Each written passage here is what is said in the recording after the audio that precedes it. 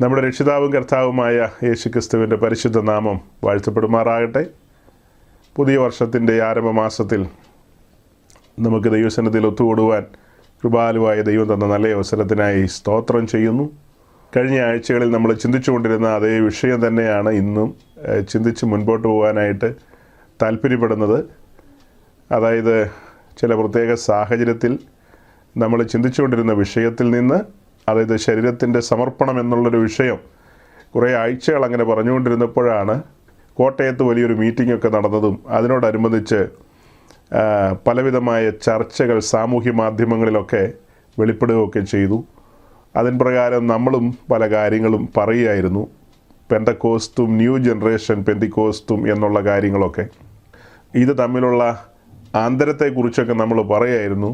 പെന്തക്കോസ്തിലെ ശുശ്രൂഷകർ ശുശ്രൂഷിക്കുകയാണെങ്കിൽ എങ്ങനെയായിരിക്കും എന്നുള്ള കാര്യങ്ങൾ, അതുപോലെ ന്യൂ ജനറേഷൻ പെന്തിക്കോസ്റ്റ് ഗ്രൂപ്പുകൾ എന്ന് പറയുന്ന അതിലെ ശുശ്രൂഷകരെന്നുള്ള പേരിൽ അറിയപ്പെടുന്നവർ അവരുടെ ശുശ്രൂഷ രീതികളും കാര്യങ്ങളും ഒക്കെ നമ്മൾ വിവിധ നിലകളിൽ കാണുകയായിരുന്നു. അപ്പോൾ അതിന് രണ്ടിൻ്റെയും നടുവിൽ നമ്മൾ വിശുദ്ധ തിരുവെഴുത്ത് തുറന്നു വെച്ച് പല കാര്യങ്ങളും ഇങ്ങനെ ചിന്തിച്ചു പോയി. അപ്പോൾ ആ ദിവസങ്ങളിലൊക്കെ നമ്മൾ ചിന്തിച്ച കാര്യങ്ങൾ നിങ്ങളുടെ ഓർമ്മയിലുണ്ടെന്നാണ് എൻ്റെ ഒരു വിചാരം. അപ്പോൾ ഈ പറഞ്ഞുകൊണ്ടിരിക്കുന്ന കാര്യങ്ങളുടെ ഒരു രത്നച്ചുരുക്കം നിങ്ങൾ അതൊന്ന് നോട്ട് ചെയ്ത് ഒന്ന് അയച്ചു തരിക എന്ന് ഞാൻ പറഞ്ഞല്ലോ. അപ്പോൾ കഴിഞ്ഞ ദിവസങ്ങളിൽ നമ്മൾ ചിന്തിച്ചതിനകത്തെ ഒരു പ്രധാനപ്പെട്ട കാര്യമായിരുന്നു, പുതിയ നിയമ ശുശ്രൂഷകർ ശരിക്കും പാളയത്തിന് വെളിയിലായിരിക്കും ശുശ്രൂഷിക്കുന്നതെന്നുള്ള കാര്യം. പാളയത്തിലല്ല അവരുടെ ശുശ്രൂഷയും അവരുടെ ജീവിതവും എന്നുള്ള കാര്യം പറഞ്ഞിരുന്നു. അപ്പോൾ അത് ചേർത്ത് വെച്ച് നിങ്ങൾക്ക് പറയാവുന്ന കാര്യങ്ങളേ ഉള്ളൂ.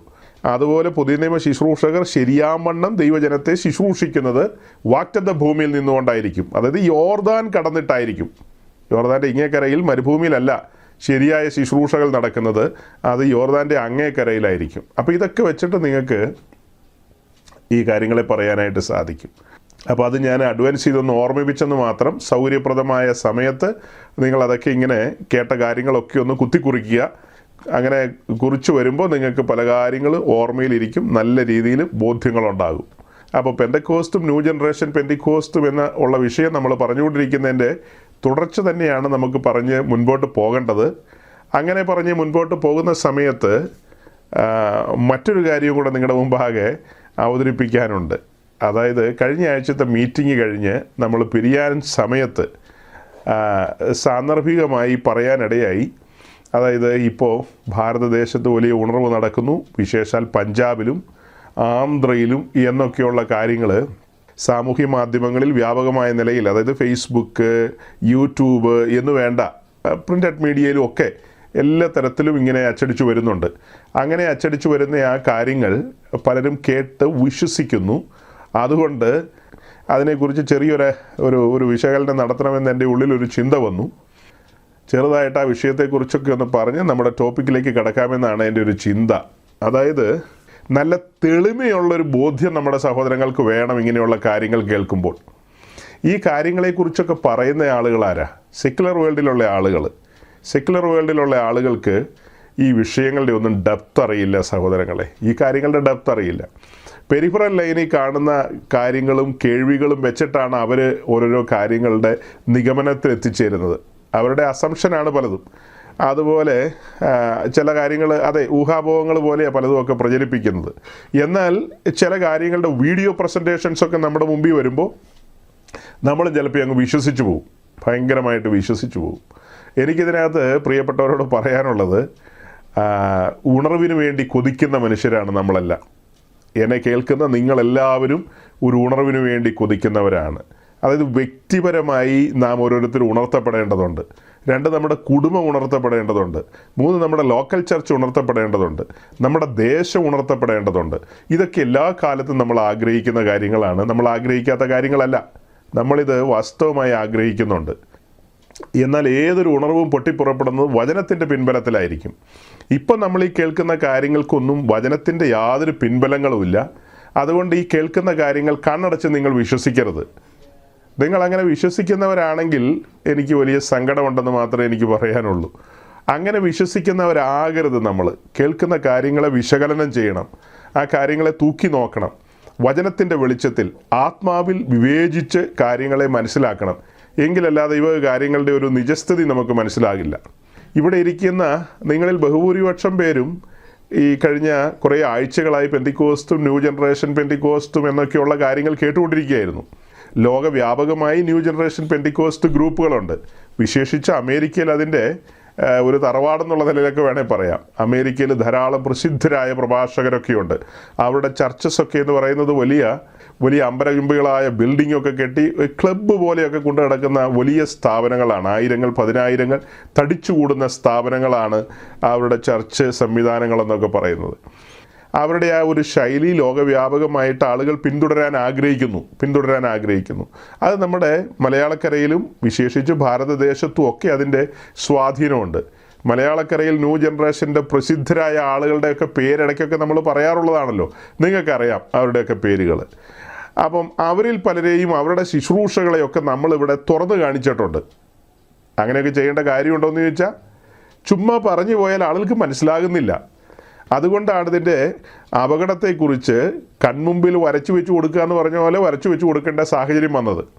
അങ്ങനെ പല കാര്യങ്ങളും നമ്മൾ പറഞ്ഞു കേൾപ്പിച്ചിട്ടുണ്ട്. അവിടെ ശുശ്രൂഷ രീതികൾ, വചനവിരുദ്ധമായ കാര്യങ്ങൾ, ഉപദേശത്തിന് നിരക്കാത്തത് എന്നു വേണ്ട എന്തെല്ലാം കാര്യങ്ങളാണ് പറഞ്ഞിരിക്കുന്നത്.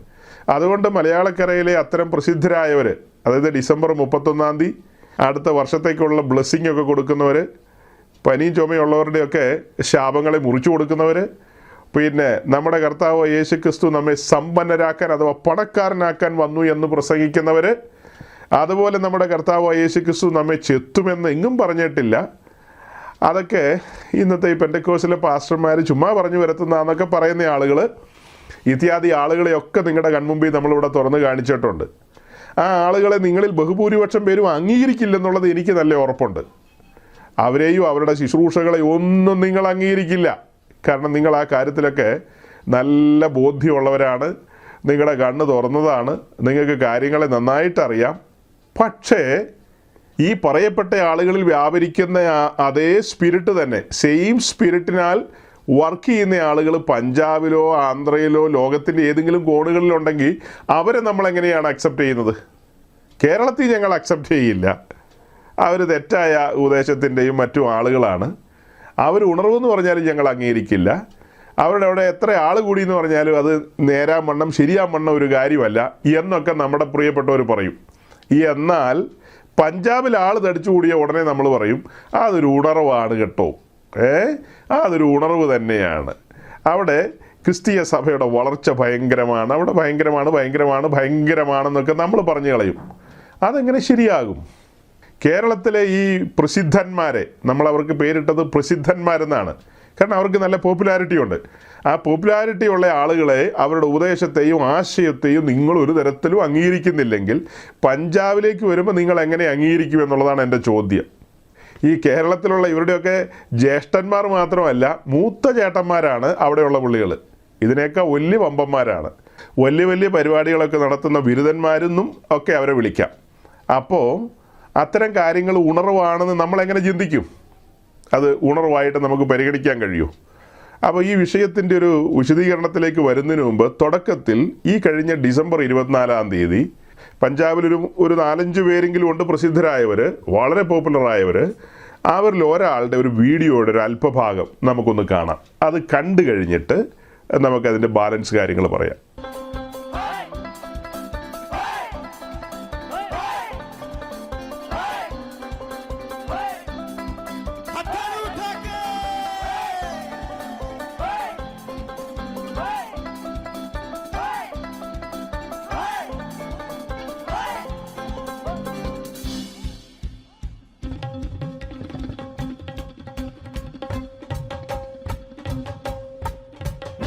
नचना मैं नहीं थकना मैनू चढ़िया चा यीशु नाम नाम दा नचना मैनू चढ़िया चा यीशु नाम नाम आज तुम्हारी मैनू चढ़ गई है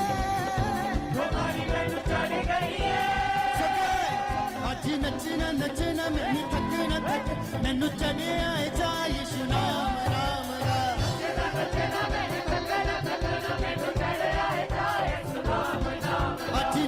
नचना मैंने थकना मैनू चढ़िया यीशु नाम नाम दा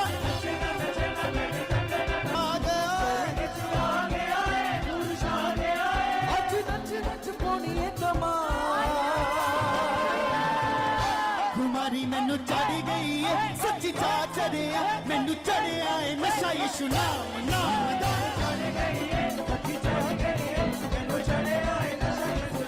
बीमारी मैनू चढ़ गई है सच्ची चा चढ़िया मैनू चढ़िया है नशा यीशु नाम नाम आज नचना नचना मैंने थकना थकना मैनू चढ़िया है चा यीशु नाम नाम दा यस आज नचना नचना मैंने थकना थकना मैनू चढ़िया है चा यीशु नाम नाम दा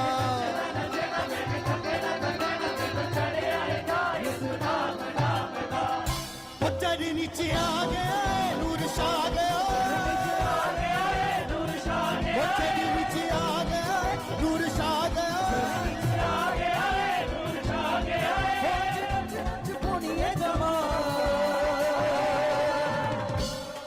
यस जंप करते हुए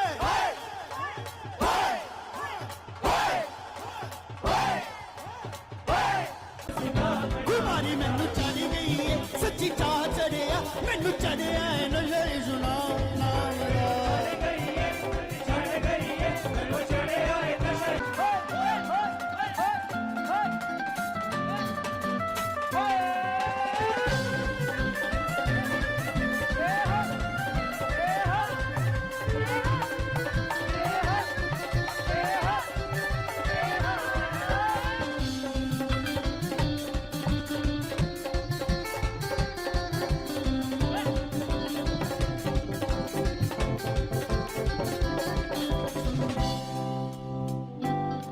किन्ना सोना लगदा है तारा विखो दसदा पैगाम खुशी दा नाम खुशी दा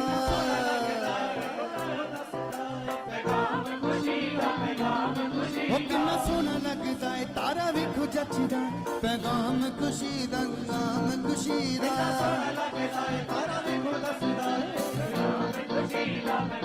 वो सब नु सुनावांगे मिल गावांगे सबनु सुनावांगे बिल गावांगे देखो आगे शट आसमान कौन वो आया है वो आसमान का खुदा वो राजाओं का राजा हमारे बीच इसलिए उसके लिए गाते हुए कितने लोग खुश नहीं अपने हाथों को उठा के आज भंगड़ा पाउंदे हैं अपने प्रभु दे लिए आज नचना नचना मैं नहीं थकना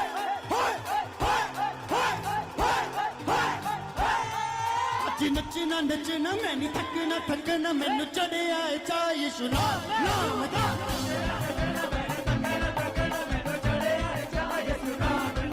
आज नचना नचना मैं नहीं थकना मैनू चढ़िया है चा यीशु नाम नाम दा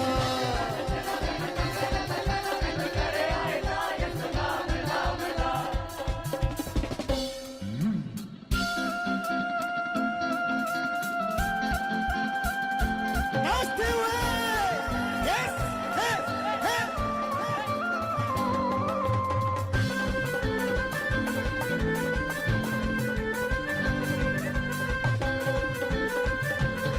അതൊരു ലോങ് വീഡിയോ ആയതുകൊണ്ട് ഇങ്ങനെ ഓടിച്ചോടിച്ച് കാണിച്ചതാണ്. പഞ്ചാബിൽ ഉണർവൊന്ന് കണ്ടോട്ടെ എന്ന് ഓർത്താണ്.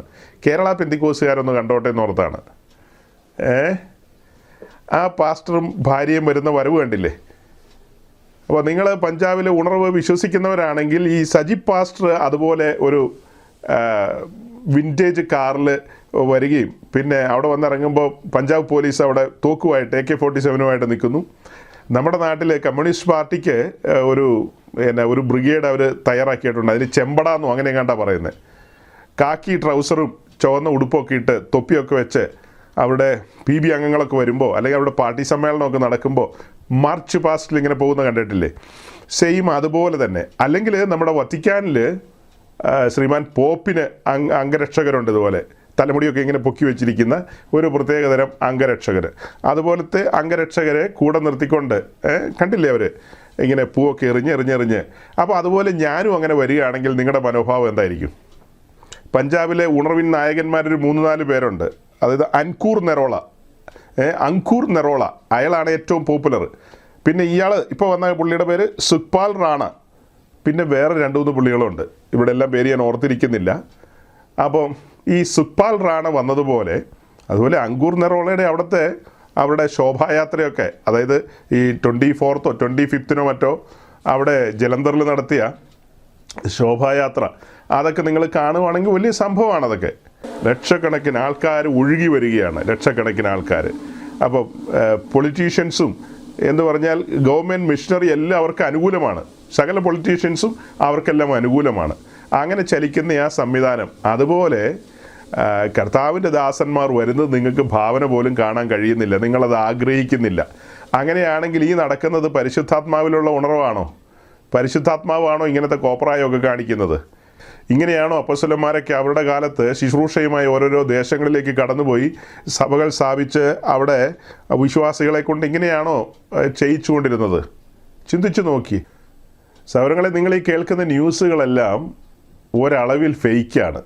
ഞാൻ എന്തുകൊണ്ടാണ് കഴിഞ്ഞ ദിവസങ്ങളിലൊന്നും ഇതിനെക്കുറിച്ച് പറയാതിരുന്നതെന്ന് ചോദിച്ചാൽ, കാരണം സൗത്ത് ഇന്ത്യ മുഴുവനും ഈ ന്യൂസ് കൊണ്ട് നിറഞ്ഞിരിക്കുക. നമ്മളിതിനകത്ത് ഇനി എന്തു പറയാനാ? പെൻഡിക്കോസ്റ്റ് മാധ്യമങ്ങളാകട്ടെ, പെൻഡിക്കോസ്റ്റുകാരുമായി ബന്ധപ്പെട്ട ഓൺലൈൻ വീഡിയോ ഒക്കെ ഇറക്കുന്ന ആളുകളുണ്ട്.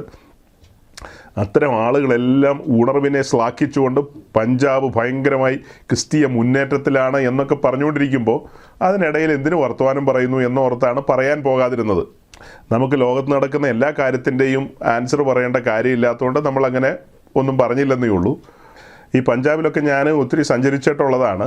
പഞ്ചാബിൽ സത്യവചനത്തിന് വേണ്ടി നിൽക്കുന്ന ദൈവദാസന്മാരുണ്ട്. ശരിയാവണ്ണം ഉപദേശം പഠിപ്പിക്കുന്നതും ജനത്തെ സുവിശേഷം കേൾപ്പിച്ച് ദൈവരാജ്യത്തിൽ കൊണ്ടുവരുന്നതുമായ ധാരാളം ദൈവദാസന്മാരുണ്ട്. അവിടെ ഒന്നും ചർച്ചുകളിൽ ലക്ഷക്കണക്കിന് ആൾക്കാരൊന്നും കൂടുന്നില്ല, ലക്ഷക്കണക്കിന് ആൾക്കാർ കൂടുന്നില്ല. രക്ഷിക്കപ്പെട്ടവർ അവരുടെ ചർച്ചകളിൽ വരുന്നുണ്ട്. രക്ഷിക്കപ്പെട്ട ആളുകൾ, രക്ഷിക്കപ്പെട്ടതിന് ശേഷം സ്നാനപ്പെട്ട് വിശുദ്ധ ജീവിതത്തിന് ആഗ്രഹിക്കുന്ന ആളുകൾ ഒരുമിച്ച് കൂടുന്ന ധാരാളം ചർച്ചസ് പഞ്ചാബിലുണ്ട്. ഇപ്പോൾ ഈ ഉണർവ് നടക്കുന്നു എന്നൊക്കെ പറഞ്ഞ് നമ്മൾ കേൾക്കുന്ന ഒരു 2-3 ഡിസ്ട്രിക്റ്റുകളുണ്ട്.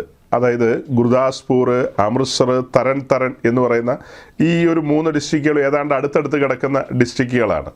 അതിൽ ഗുർദാസ്പൂർ പണ്ടുകാലം മുതൽ ഒരു ക്രിസ്ത്യൻ മെജോറിറ്റി ഏരിയ എന്ന് വേണമെങ്കിൽ പറയാം. ധാരാളം ക്രിസ്തീയ സഭകൾ ഉള്ളൊരു ഭാഗമാണ്. അവിടെ പെന്തക്കോസ്തിൻ്റെ മിക്കവാറും എല്ലാ ഗ്രൂപ്പുകളുടെയും പ്രവർത്തനങ്ങളുണ്ട്. നല്ല നിലയിൽ ക്രിസ്ത്യാനികളുടെ ഒരു സംഖ്യയുള്ള ഒരു പ്രദേശമാണ് ഗുർദാസ്പൂർ എന്ന് പറയുന്നത്.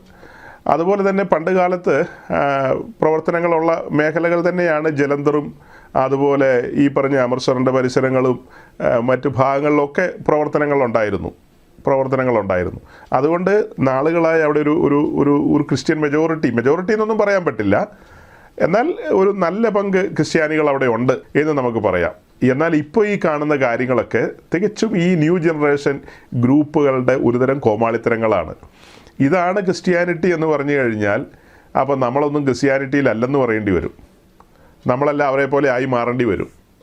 കുറച്ച് നേരം പോക്കും പരിപാടികളൊക്കെ നമ്മുടെ ശുശ്രൂഷകർക്കൊക്കെ വേണ്ടി വരും. ഇങ്ങനെയൊക്കെ ആയി മാറി ഉണർവുണ്ടാക്കാനാണെങ്കിൽ അതൊന്നും ദൈവജനത്തിൻ്റെ വ്യവസ്ഥയിലുള്ള കാര്യങ്ങളല്ല. അപ്പോൾ ചുരുക്കി പറഞ്ഞാൽ ഇത്രയേ ഉള്ളൂ, ഇതെല്ലാം ന്യൂ ജനറേഷൻ ഗ്രൂപ്പുകളുടെ ഓരോ പരിപാടികളാണ്. ന്യൂ ജനറേഷൻ ചർച്ചുകളിലെ ആളുകൾ ധാരാളം കടന്നു വരുന്നതും മറ്റൊരു സ്പിരിറ്റിനാൽ വർക്ക് ചെയ്യുന്നതാണ് അവിടെയെല്ലാം.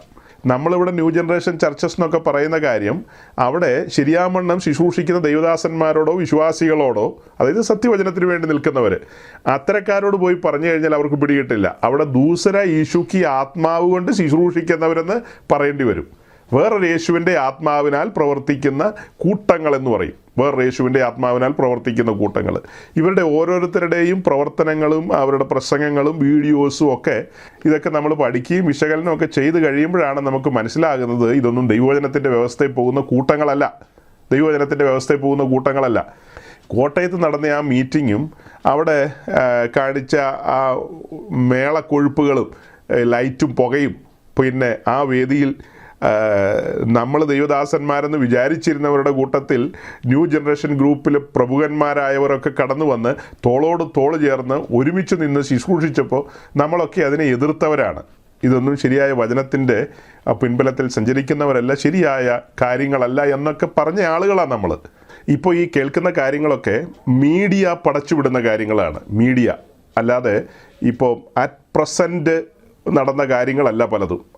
ഈ ഡിസംബർ 25 തീയതിയുള്ള ഒരു ഒരു ഒരു വലിയ റാലി ഉണ്ടായി. ശോഭായാത്ര എന്നുള്ള നിലയിൽ അവിടുത്തെ സിഖുകാർ നടത്താറുള്ളത് പോലത്തെ ഒരു പ്രോഗ്രാം അവർ ഈ അങ്കൂർ നറോളയുടെ ചർച്ച് നടത്തി. വലിയ ആൾക്കൂട്ടമായിരുന്നു ജലന്ധറിൽ, വലിയ ആൾക്കൂട്ടം, പൊളിറ്റീഷ്യൻസൊക്കെ പങ്കെടുത്ത വലിയ ഒരു മാമാങ്കം. അപ്പോൾ അതൊക്കെ വെച്ചിട്ടാണ് ആളുകൾ പറയുന്നത് ഇവിടെ ക്രിസ്ത്യൻ മെജോറിറ്റി ഇതാ വന്നുകൊണ്ടിരിക്കുന്നു, വളർന്നുകൊണ്ടിരിക്കുന്നു. അതിൻ്റെ പിന്നിലൊക്കെ ആരാണ് എന്താണെന്നൊന്നും നമുക്കത്ര പിടിയില്ല. ഇത് ഇവിടുത്തെ ഭൂരിപക്ഷ സമൂഹങ്ങളെ പ്രകോപിപ്പിക്കാൻ വേണ്ടിയിട്ട് മീഡിയകളിലൂടെ അടിച്ചുവിടുന്ന സംഭവങ്ങളാണ്. അതിൻ്റെ പേരിൽ കർത്താവിൻ്റെ വേല ചെയ്യുന്ന വിശ്വസ്തരായ ദൈവദാസന്മാരാണ് പീഡിപ്പിക്കപ്പെടാൻ പോകുന്നതും ഉപദ്രവിക്കപ്പെടാൻ പോകുന്നതും. അതായത് പല സ്ഥലത്തും അവർക്ക് കടന്നു ചെന്ന് സുവിശേഷം പറയാൻ സാധിക്കുമായിരുന്നു.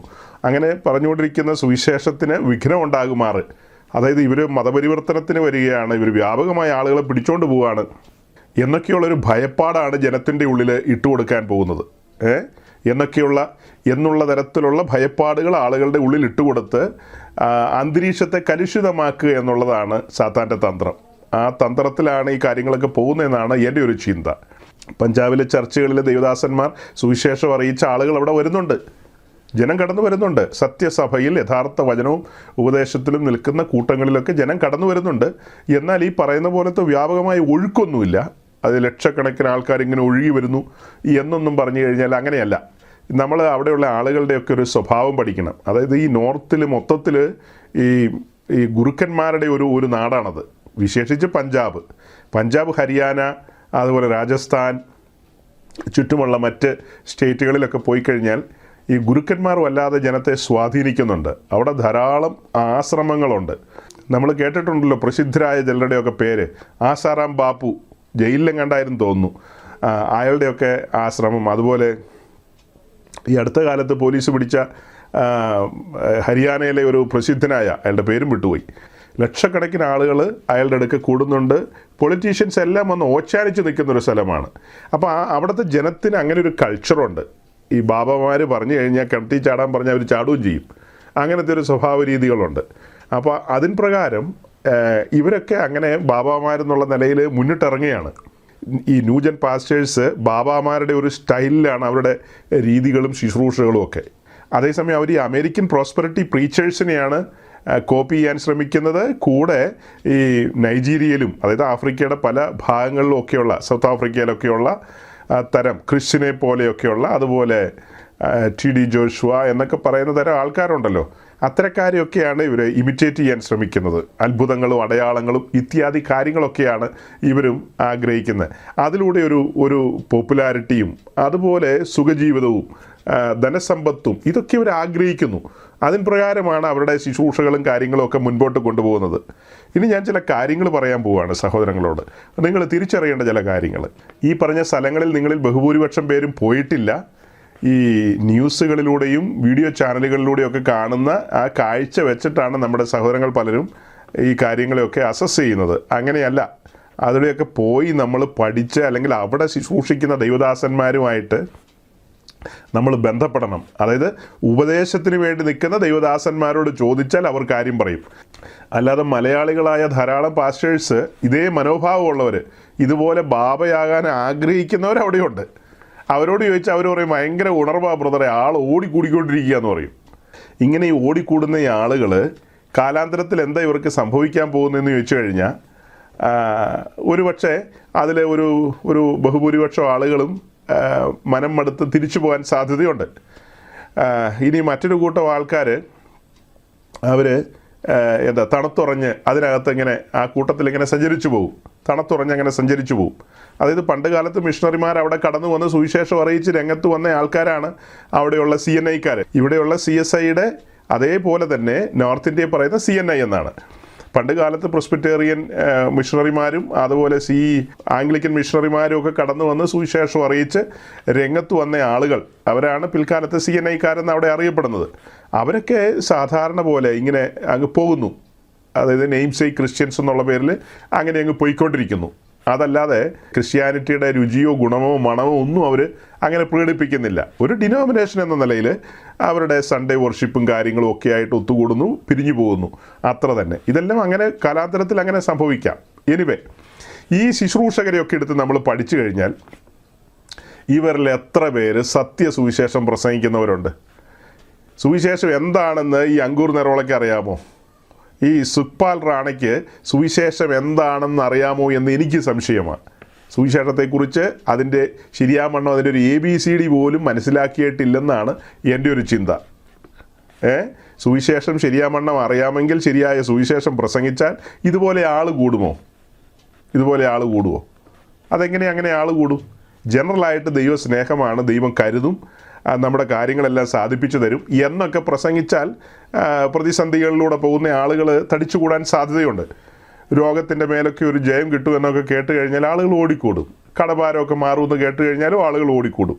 അതല്ലാതെ നിത്യജീവനെ പ്രാപിക്കേണ്ടതിന് ഉതകുന്ന വചനങ്ങൾ പ്രസംഗിച്ചാൽ ഇങ്ങനെ ആൾ തടിച്ചുകൂടില്ല സഹോദരങ്ങളെ, ഇങ്ങനെ ആളുകൾ തടിച്ചുകൂടില്ല. ഞാൻ 1 കൊരിന്ത്യർ ലേഖനം 10-ാം അധ്യായം ഒരു നിമിഷം നിങ്ങളുടെ മുമ്പിൽ ഒന്ന് കൊണ്ടുവരിക. അവിടെ നിന്ന് അധികം ചിന്തിക്കാനല്ല. 1 കൊരിന്ത്യർ ലേഖനം 10-ാം അധ്യായത്തിലേക്ക് വരുമ്പോൾ പൗലോസ് കൊരിന്ത്യർക്ക് ചില മുന്നറിയിപ്പുകൾ കൊടുക്കുകയാണ്. കൊരിന്തിലെ വിശുദ്ധന്മാർക്ക് ചില മുന്നറിയിപ്പുകൾ കൊടുക്കുകയാണ്. ആ മുന്നറിയിപ്പുകളിൽ ദൃഷ്ടാന്തമായി വെക്കുന്നത് ഇസ്രായേലിനെയാണ്. ഇസ്രായേലിനെ മിസ്രയീമിൽ നിന്ന് വിടുവിച്ചിട്ട് അവർക്ക് വാഗ്ദത്ത ദേശത്ത് എത്താൻ കഴിഞ്ഞില്ലെന്നുള്ള കാര്യങ്ങളാണ് അവിടെ സൂചിപ്പിക്കുന്നത്. മിസ്രയീമിൽ നിന്ന് അവർ വിടുവിക്കപ്പെട്ടു, ചെങ്കടലും കടന്നവരാണ്. പക്ഷേ അവർക്ക് വാഗ്ദത്ത ദേശത്ത് എത്താൻ കഴിഞ്ഞില്ല. അവരിൽ ബഹുഭൂരിപക്ഷം പേര് മരുഭൂമിയിൽ പട്ടുപോയെന്നാണ് പറയുന്നത്. അവരെ മരുഭൂമിയിൽ തള്ളിയിട്ട് കളഞ്ഞു എന്ന് നമ്മൾ ഒരു ഭാഗത്ത് വായിക്കുന്നു 5-ാം വാക്യത്തിൽ. അത് കഴിഞ്ഞ് മുൻപോട്ട് വരുമ്പോൾ 7 മുതൽ താഴേക്കുള്ള വാക്യങ്ങളിൽ അവരെക്കുറിച്ച് പറയുന്ന അവർ വിഗ്രഹാരാധികളായിരുന്നു, അല്ലേ? അവരിൽ ചിലരെ പോലെ നിങ്ങൾ വിഗ്രഹാരാധികളാകരുത്. അവരിൽ ചിലർ പരസംഗം ചെയ്തൊരു ദിവസത്തിൽ 23,000 പേർ വീണുപോയതുപോലെ നാം അങ്ങനെ ആകരുത്. ചിലർ പരീക്ഷിച്ച് സർപ്പങ്ങളാൽ നശിച്ചുപോയി. കർത്താവിനെ പരീക്ഷിക്കരുത്. ചിലർ പിറുപിറുത്തു. അങ്ങനെ പറഞ്ഞ് താഴേക്ക് വന്നിട്ട് 11-ാം വാക്യത്തിൽ പറയാണ്, ഇത് ദൃഷ്ടാന്തത്തിനായി, അല്ലേ? യെസ്, ഇത് ദൃഷ്ടാന്തമായിട്ട് അവർക്ക് സംഭവിച്ചു. ലോകാവസാനം വന്നെത്തിയിരിക്കുന്ന നമുക്ക് ബുദ്ധി ഉപദേശത്തിനായി ഇത് എഴുതിയിരിക്കുന്നു. അതായത് നാം അന്ത്യകാലത്തിലാണ്. ദൈവത്തിൻ്റെ പ്രോഗ്രാമുകൾ എടുത്ത് പഠിക്കുമ്പോൾ മനസാക്ഷി യോഗം കഴിഞ്ഞു, ന്യായപ്രമാണ യോഗം വന്നു, അതും കഴിഞ്ഞ് പിന്നെ വന്നിരിക്കുന്ന അന്ത്യകാലമാണ്.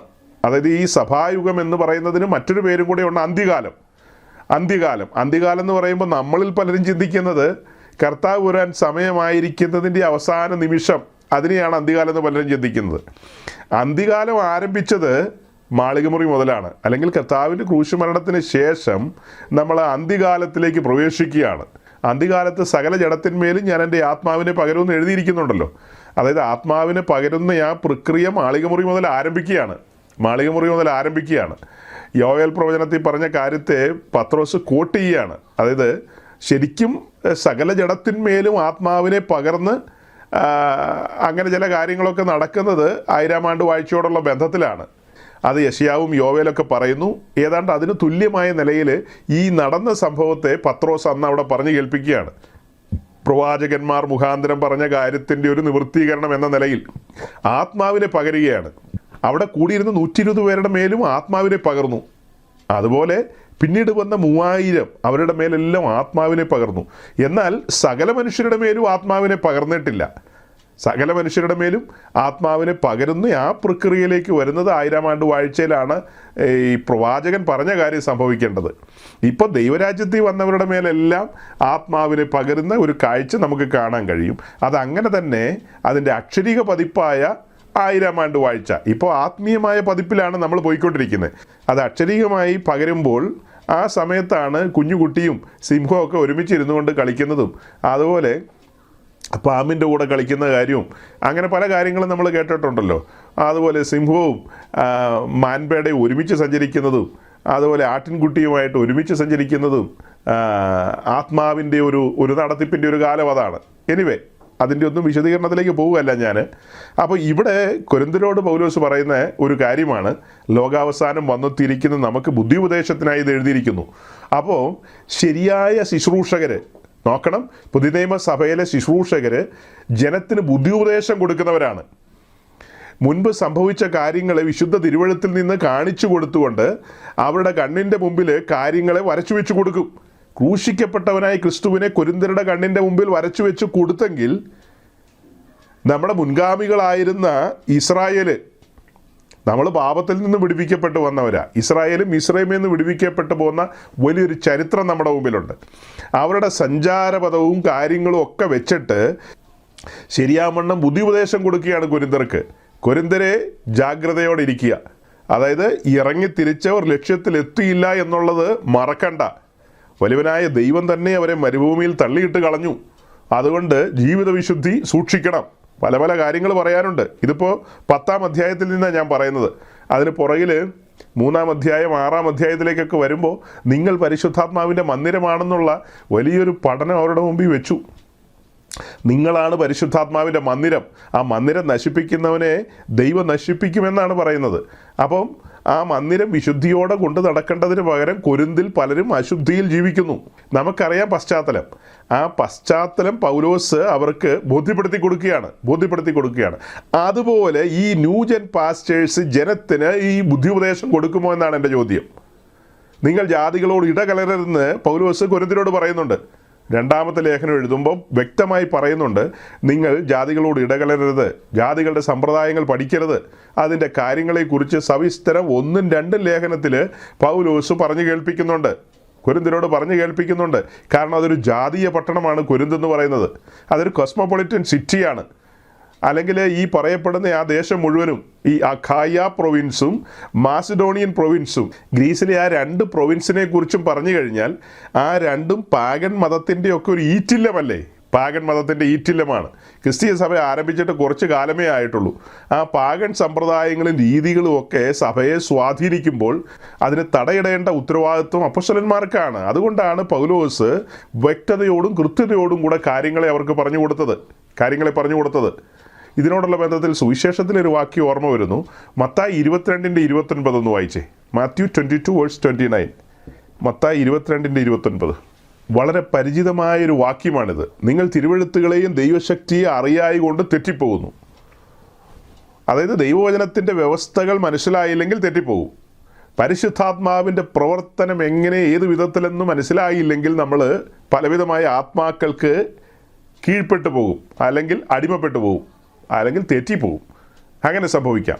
വിശുദ്ധ തിരുവെഴുത്ത് പഠിക്കുമ്പോൾ നമ്മൾ കാണുന്ന 2 പ്രധാനപ്പെട്ട കാര്യമാണ്. നിങ്ങൾ എൻ്റെ വചനത്തിൽ നിലനിന്നാൽ നിങ്ങൾ എൻ്റെ ശിഷ്യരായി. അതുപോലെ ആത്മാവിനെ അനുസരിച്ച് നടക്കുന്നവർ ദൈവത്തിൻ്റെ മക്കൾ. 2 പ്രധാനപ്പെട്ട കാര്യമാണ്. ഈ 2 കാര്യം അവഗണിച്ചുകൊണ്ട് നമുക്ക് ഒരു ഉണർവിനെയും താലോലിക്കാൻ പറ്റില്ല. ഈ 2 കാര്യങ്ങളെ അവഗണിച്ചുകൊണ്ട് നമുക്ക് നമ്മുടേതായ ആശയങ്ങൾ പ്രചരിപ്പിക്കാൻ പറ്റില്ല. അതങ്ങനെയാണ്, ഇതിങ്ങനെയാണെന്നൊന്നും പറയാൻ പറ്റില്ല. ഇത് ഫണ്ടമെൻ്റലായിട്ടുള്ള കാര്യമാണ്, എഴുതപ്പെട്ട കാര്യമാണ്. ഈ കാര്യങ്ങൾ ഇനി മാറ്റാൻ പറ്റില്ലെന്നേ. നിങ്ങൾ എൻ്റെ വചനത്തിൽ നിലനിന്നാൽ നിങ്ങൾ എൻ്റെ ശിഷ്യരായി. വചനത്തിൽ നിലനിൽക്കാൻ വിളിക്കപ്പെട്ടവരാണ് നാം.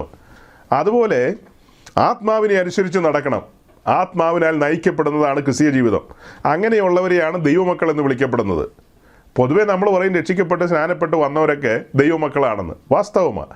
പക്ഷേ ആത്മാവിനെ അനുസരിച്ച് നടക്കുന്ന ആ നടപ്പിൽ നിന്ന് നമ്മൾ ജഡത്തിലേക്ക് വഴുതിപ്പോയി, ജഡത്തിന് വശംവദരായി, അങ്ങനെ ജഡത്തിൻ്റെ ഇച്ഛകൾക്കും ഇമ്പങ്ങൾക്കും അനുസരിച്ച് ജീവിതം ബാക്കി മുൻപോട്ട് കൊണ്ടുപോയി കഴിഞ്ഞാൽ, തികച്ചും ജഡികരായി ജീവിച്ചു കഴിഞ്ഞാൽ അവരെ ദൈവമക്കൾ എന്നുള്ള നിലയിൽ കൗണ്ട് ചെയ്യാൻ കഴിയില്ല. കാൺമീൻ നാം ദൈവമക്കളെന്ന് വിളിക്കപ്പെടുവാൻ പിതാവ് നമുക്ക് എത്ര വലിയ നൽകിയിരിക്കുകയാണ്. നാം ദൈവമക്കളെന്ന് വിളിക്കപ്പെടുവാൻ പാകത്തിന് ആ ഒരു ഉയർന്ന തലത്തിലേക്ക് വന്നിരിക്കുകയാണ്. ആ വിളി അങ്ങനെ തന്നെ തുടർന്നും കേൾക്കണമെന്നുണ്ടെങ്കിൽ നമ്മൾ ആത്മാവിനെ അനുസരിച്ച് നടക്കണം, അല്ലേ? ആ വിളി അങ്ങനെ തന്നെ തുടരണമെങ്കിൽ, ആ ഒരു നിലയിൽ പോകണമെങ്കിൽ നമ്മൾ ആത്മാവിനെ അനുസരിച്ച് നടക്കണം. അപ്പോൾ അവിടെയാണ് 1-ാം നൂറ്റാണ്ട് മുതൽ അപ്പോസ്തലന്മാർ പേർത്തും പറഞ്ഞുകൊണ്ടിരുന്നൊരു കാര്യം. ഞാൻ പോയ ശേഷം കൊടിയ ചെന്നായ്ക്കൾ കിടക്കുമെന്ന് പൗലോസ് എഫേസ്യരോട് പറയുന്നത്. അതുപോലെ ഓരോരോ ലേഖനങ്ങൾ എടുത്ത് പഠിച്ചു കഴിഞ്ഞാൽ, ഗലാത്യ ലേഖനം നമ്മളെടുത്ത് പഠിച്ചു കഴിഞ്ഞാൽ, ഞങ്ങൾ അറിയിച്ചതിന് വിപരീതമായി ഞങ്ങൾ തന്നെയാകട്ടെ, മറ്റാരെങ്കിലും ആകട്ടെ, അല്ലെങ്കിൽ സ്വർഗത്തിൽ നിന്നുള്ള ദൂതന്മാരാകട്ടെ, പരിശുദ്ധാത്മാവിനാൽ അറിയിച്ച സുവിശേഷത്തിന് വിരുദ്ധമായി മറ്റെന്തെങ്കിലും കാര്യം പറഞ്ഞു കഴിഞ്ഞാൽ അവൻ ശപിക്കപ്പെട്ടവനെന്നാണ് പറയുന്നത്. ഈ പറഞ്ഞ വിഷയത്തിൻ്റെ കാതലായ കാര്യത്തിലേക്ക് നമ്മൾ കടന്നു വരികയാണ്. ഈ പറയപ്പെട്ട സ്ഥലങ്ങളിലൊക്കെ നമുക്കറിയാവുന്നതുകൊണ്ടാണ് പറയുന്നത്. അവിടെയൊന്നും ആ തേജസ്സിൻ്റെ സുവിശേഷമല്ല പ്രസംഗിക്കുന്നത്. വേറെ സ്പിരിറ്റിനാൽ പിടിക്കപ്പെട്ട ശുശ്രൂഷകർ ആളുകൾക്ക് താൽക്കാലികമായ വിടുതലുകൾ കൊടുക്കുന്നു, അവരെ ഒരു മായ ലോകത്തേക്ക് കൊണ്ടുപോകുന്നു. കുറച്ച് നേരം മായ ലോകത്ത് നിന്ന് അവർ തിരിച്ചു പോകുന്നു. ഇടയ്ക്ക് ഞാൻ നിങ്ങളോട് പറഞ്ഞിട്ടുള്ളൊരു കാര്യമാണ്. അതായത് ഒരു പറ്റം പാസ്റ്റേഴ്സിൻ്റെ ഒരു ഗ്രൂപ്പിൽ ആന്ധ്രയിലുള്ള, ഈ പഞ്ചാബിനേക്കാളും വലിയ സംഭവമാണ്, ആന്ധ്രയിൽ ഹൈദരാബാദിലുള്ള സതീഷ് കുമാർ എന്ന് പറയുന്ന ആളുടെ ചർച്ചിൻ്റെ ചില വീഡിയോസ് ഒരു പാസ്റ്റർ പോസ്റ്റ് ചെയ്തു. എന്നിട്ട് അദ്ദേഹം പറഞ്ഞു, ഭയങ്കര സംഭവം, പെന്തക്കോസ്തിൻ്റെ മുന്നേറ്റമാണ്, അതാണ് ഇതാണെന്നൊക്കെ പറഞ്ഞാണ് പുള്ളി ഒത്തിരി കാര്യങ്ങൾ പറഞ്ഞത്. അപ്പം ഞാൻ അതിനൊരു മറുപടി കൊടുത്തു, ദൈവദാസനെ, ഇതൊരു പെന്തക്കോസ് ചർച്ച് അല്ല. ഏതാണ്ട് 2 ലക്ഷം 3 ലക്ഷം ആൾ കൂടുന്ന ഈ ചർച്ച് ഒരു പെന്തക്കോസ് ചർച്ച് അല്ല. അത് അവിടുത്തെ ഒരു ലോക്കൽ ചർച്ചെന്ന് വേണേൽ കൂട്ടാം. അവർ പെന്തക്കോസ്തിൻ്റെ രീതികളും മറ്റ് രീതികളും ഒക്കെ കടമെടുക്കുന്നുണ്ടെന്നുള്ളത് വാസ്തവമാണ്. അതിനെ നമുക്കൊരു പ്രിസ്ബിറ്റേറിയൻ ചർച്ചെന്നോ അല്ലെങ്കിൽ എന്താ പറയുക, ഒരു CNI ചർച്ചെന്നോ CSI ചർച്ചെന്നോ അങ്ങനെയൊക്കെ വേണേൽ പരിഗണിക്കാം. ആളുകൾ കൂടുന്നുണ്ട്, ധാരാളം ആൾ കൂടുന്നുണ്ട്. അങ്ങനെ ഓടിക്കൂടുന്ന ആളുകളിൽ ചുറ്റുപാടുമുള്ള പെന്തക്കോസ് ചർച്ചുകളിൽ നിന്ന് വന്നവരുമുണ്ട്. അതുകൊണ്ട് പാട്ടൊക്കെ പാടി അങ്ങനെ മുന്നോട്ട് പോകുമ്പോൾ ആത്മനിറവ് പ്രാപിച്ച ഇവർ സ്വാഭാവികമായിട്ടും അന്യഭാഷയിലൊക്കെ ഇവർ ആരാധിക്കും. അത് അവിടെ ഇവിടെയൊക്കെ ചെറിയ 1-2 ശബ്ദങ്ങൾ മാത്രം. പൊതുവെ പറഞ്ഞു കഴിഞ്ഞാൽ അവർ അങ്ങനെയുള്ള ഈ ടങ്സ് ഒന്നും എക്സ്പീരിയൻസ് ചെയ്യുന്ന ആൾക്കാരല്ല. ആത്മാവിലുള്ള ആരാധനയും ഭാഷണത്തോടുകൂടി ദൈവത്തെ സ്തുതിക്കുന്നവരൊന്നുമല്ല. അങ്ങനത്തെ ചർച്ചയല്ല അത്. അപ്പോൾ ഈ ആൾ കൂടുന്നതും ഒരുപക്ഷെ ഈ അവിടെ പോയി നിന്ന് കണ്ട പാസ്റ്ററുടെ തൊട്ടടുത്ത് നിന്നയാൾ ചിലപ്പോൾ ഏതെങ്കിലും ഒരു പെന്തക്കോസ് ചർച്ചിൽ നിന്ന് വന്നതായിരിക്കും.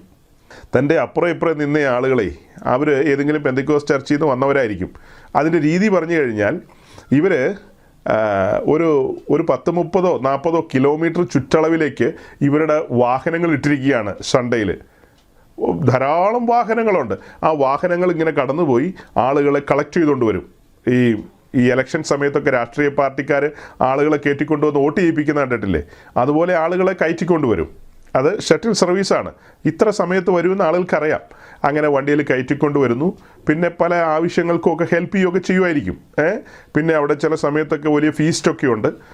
അങ്ങനെ ഈ ആളുകൾ, ഈ ചെറിയ ചർച്ചുകളിലൊക്കെ പോകുന്ന ആളുകൾ, വേണ്ട വിധത്തിൽ വചനത്തിൻ്റെ വെളിച്ചം ലഭിക്കാത്തവർ, സഭ എന്താണെന്ന് മനസ്സിലാക്കാത്തവർ, കാര്യങ്ങളെ മനസ്സിലാക്കാത്തവർ, അത്തരക്കാരായ ആളുകൾ ഇവരുടെ എല്ലാം സ്വാധീനത്തിൽപ്പെട്ട്, അല്ലെങ്കിൽ ഇവർ വശീകരിക്കുമ്പോൾ ആ വശീകരണത്തിൽപ്പെട്ട്, എന്നാൽ വണ്ടി വരുമ്പോൾ ഞങ്ങൾ കണ്ടേക്കാം അവിടെ എന്ന് പറഞ്ഞാൽ വണ്ടിയെ കയറിപ്പോകുന്നു. അങ്ങനെ ഈ 4 സൈഡിൽ നിന്നും ആളുകൾ പോയി നോക്കണം. പെന്തിക്കോസ് ചർച്ചുകളിൽ നിന്നും കൂടെ ആളുകളെ പൊക്കിക്കൊണ്ട് പോയിട്ടാണ് ഇവർ ഈ 4 ലക്ഷം 3 ലക്ഷം ഒക്കെ പറയുന്നത്. വാസ്തവമായി സത്യവചനം പ്രസംഗിച്ചുകൊണ്ടിരുന്ന ദൈവദാസന്മാരുടെ കീഴിൽ നിന്ന് ആത്മാവിൽ ആരാധിച്ചുകൊണ്ടിരുന്ന ജനം ഈ വണ്ടി കയറി പോകുന്നത്. അങ്ങനെയാണ് ഈ 3 ലക്ഷം 4 ലക്ഷം ഒക്കെ അവിടെ കൂടുന്നത്. അതൊന്നും പെന്തക്കോസ് ചർച്ചുകളല്ല. ഒരു ചോദ്യം വരാം, പെന്തക്കോസുകാർ മാത്രം സ്വർഗത്തിൽ പോവുള്ളോ, അല്ലെങ്കിൽ പെന്തക്കോസ്റ്റ് മാത്രമാണോ യഥാർത്ഥ സഭ എന്നൊക്കെ ചോദിച്ചു കഴിഞ്ഞാൽ അതിനൊക്കെ നമുക്ക് മറുപടിയുണ്ട്.